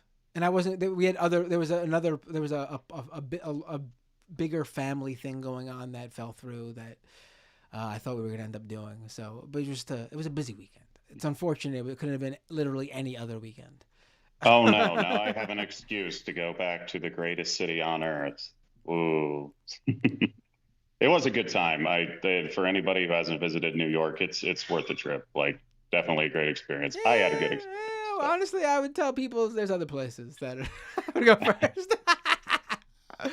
I'm becoming very disillusioned with New York City as time goes on. I will still defend it to outsiders who want to bash it, but I, as a lifelong New Yorker, will continue to be disillusioned by it. Look, you criticize your own city, so it'll always have to improve. Like that. That's a good mindset. What I mean, what bothers me, what always bothered me about New York is that, and especially hits me when I go somewhere. I haven't been to New Orleans in a long time, but when I went to New Orleans, and then when I went to Vegas earlier this year for CES for work, those are cities that knows what they are. They know why people go there, and they own it. This is who we are. mm, New York City had so much interesting stuff for artists and musicians and just the culture, like the cultures overall. And it just didn't want to own it. It just wanted to be something different. And I still don't think it knows what it wants to be. We lost a lot of. I think I know what you're saying there. It definitely feels like a financial center over everything. Whereas, like, you go to Boston and it's like you can tell that that is like a massive university town. You go to, like Denver, it's there for tourism. It knows what it is. Right. And, Josh in the YouTube chat says Vegas is terrible. I didn't necessarily say Vegas was good. I said it Oh yeah, owns no, what it Vegas is. is I said Vegas is a testament to the hubris of man. The thing should not exist, but it does. And I just think it's impressive that, like, I mean, New York, we had music venues all over the place in Manhattan. People moved in and said, we don't want this here anymore. It's too loud in our apartments. And these venues got kicked out, got booted out. Their leases went up. Landlords wouldn't renew with them. And they got, New York lost a lot of cultural iconic places. Vegas, they're like, hell yeah, this is who we are. We're going to fucking open more casinos. Oh, you want to drink at 5 in the morning, 6 in the morning, 8 in the morning, and walk around town while drinking and getting drunk? We're going to fucking let you do that shit. They own who they are. You don't have to like it and not necessarily be a fan of it, but they know what they're for and why people go there, and they dive right in. I wish New York did that back when New York had more cultural sort of stuff. I mean, people will probably argue that New York still does. Yes, of course it still does. It's New York City. It's huge. A lot of stuff's going on, but it used to have a lot more. And I will say that the stuff it currently does have is a lot less open to, specific styles that make a lot less money. Let's put it that way. I don't know where you would play in New York City if you were a young local, I don't know, punk band, or you know what I mean? Like, I don't know where you'd play now. That's where the DIY stuff comes in. But when I was in high school and college, there were venues where I could play. Those venues aren't there anymore. Sounds like you guys need to get, a better city council and mayor who, really wants to just invest in the cultural aspects of your city. I mean, the problem is that these buildings are all owned by large conglomerates that are happy to let spaces stay empty until they find a bank or a large chain to fill the space. That's really the problem. True. Yeah. Gentrification, will it defeat New York? I mean, probably won't defeat it, but I mean, I don't know. I don't think it's me complaining. I'm maybe complaining that, like, I'm an old, like, oh, it's not, because I'm literally talking about, like, in the shoes of younger people, like I would love for that shit to still exist. Like the all age venues that I was playing at, the bars that let us play there. Like I could tell you, I could look at the list of venues I played, and like 90% of the places just aren't there anymore. And they weren't replaced by just other bars or venues with new owners. They were like raised and luxury co-ops or condos replaced them. Man, now you just made me think that like there's so little out here that the little bit you have left just seems like, an oasis. But I mean, I don't know. I still think it's cool to visit. The weird thing is, and here I'm getting specific now with my own, like the subculture stuff I'm into, but like it's really weird, and you see it with bands too, like touring bands. When you see their list of places they play, the West Coast doesn't seem to have this. Yeah, you'd say San Francisco, but most of the West Coast doesn't seem to have this problem. Like you look at when medium-sized punk bands tour, like bands that like Anti-Flag and the Bouncing Souls are touring, and I was looking at the tour list. They have a full list of venues all up and down the West Coast they're playing. They're not hitting up New York City when they come here. The closest they're getting is fucking Buffalo. And that's because where are they going to play? They're not big and they're not small enough to play in like a little like 50-person bar, and they're not big enough to play at the fucking PlayStation venue in the middle of Times Square, or any of the Live Nation owned venues. So that's what we're left with. All right, so we need to rent out Madison Square Garden for your band to do a comeback tour. And yeah. That might be pricey. But all right, man, I'll let you go. You might have time for another couple callers or whatever. But yeah, I thought your town was cool. Thank you, Kowalski. I'm sorry to poo-poo on it after you called it. No, I love New York. Obviously, I've been here forever. I just, I also don't want to be the cliche like, yeah, New York's the best. It is a really good city. It's best at most things. Just maybe not pizza, but yeah. The people. I love the people. There you go. Can't complain about the people. Yeah. The people were a lot nicer than, your stereotypes were supposed to be. So that for what that's worth. But alrighty, I'll get out of your hair so you can go to bed. Have a great night, Kowalski. You too. Bye. Bye. All right, folks, that's gonna be it tonight. I feel bad for these callers, but I'm trying to hold to it because tomorrow I'm going to be doing another show. So please call in tomorrow if you can. Let me read these last super chats. Oh, and this was from Kowalski before. Who is Lance and why do we love him? Oh, I'm sorry I didn't get to answer the question for you live when you called in, Kowalski. Phil B with a super chat. I guess railing against Big Con makes Steven Crowder proudly Lil Con. It's either hilarious or terrifying that conservatives are using their perfect nickname. That's true. Yes. It's an obvious, point to make, but I wish I made it in the first half of the show. The Themic with a super chat. It really makes you wonder how much of the sweetheart deal, which people say, hold on, I'm messing this up completely. It really makes you wonder how much of the sweetheart deal was the Blaze giving Crowder, if this one, which people say is standard, was such a deal breaker. That's a good point too. All right.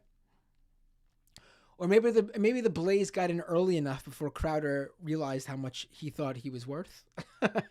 Ronaldo Dos Santos with a super chat. Hey, Kowalski callers. What is going on with food scarcity now? Oh, I missed this with Kowalski. I'm sorry.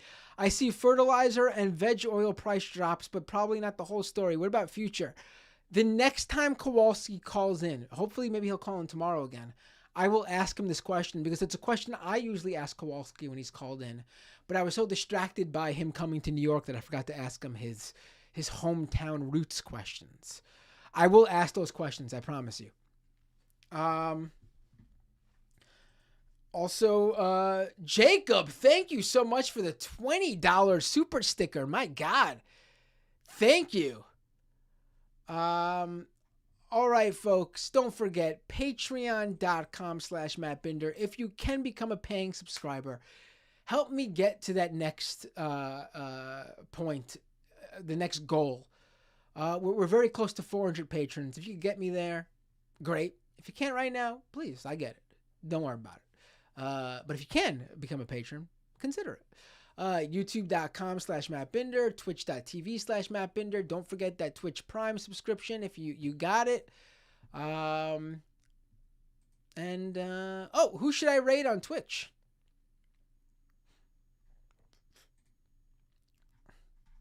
Who should I raid? I gotta start asking this question earlier.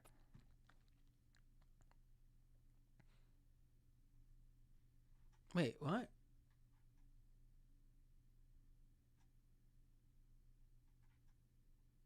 Oh, Ponderosapine with the I'm sorry, I almost missed this. While you guys get me who to rate, I'll read this. Serious Business over on Twitch, resubscribe for 1 month at tier 1. Subscriber for 15 months. Jeez, Serious Business goes woo. And Ponderosapine resubscribe for 1 month at tier 1. They've been subscribed for 13 months.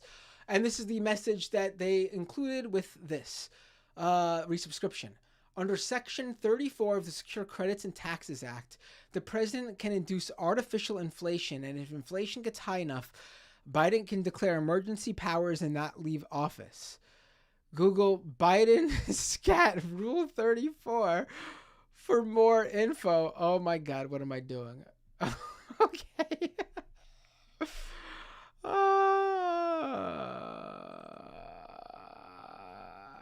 Have a... Oh, who am I rating? Who's on?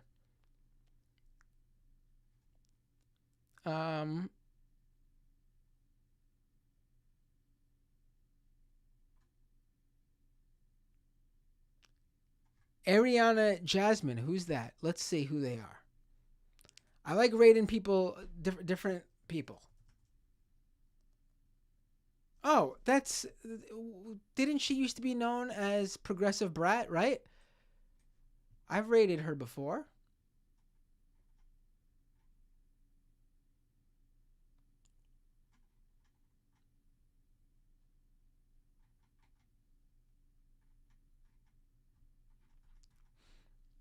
All right, Riverboat Jack or Progressive Brat. Let's see. Eeny, meeny, miny, mo. Catch a tiger by its toe.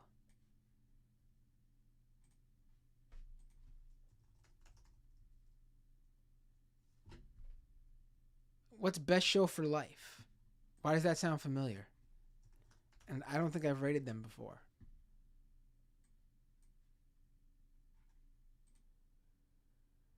Oh, is that Sharpling's show? Oh, okay. You know what?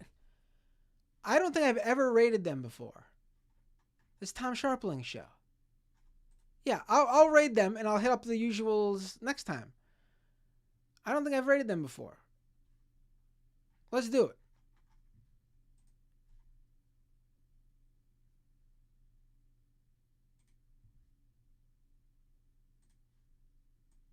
Something different. Best show. All right, folks. I will see you all tomorrow for Scam Economy. And until then, I'll see you all next time on Doomed.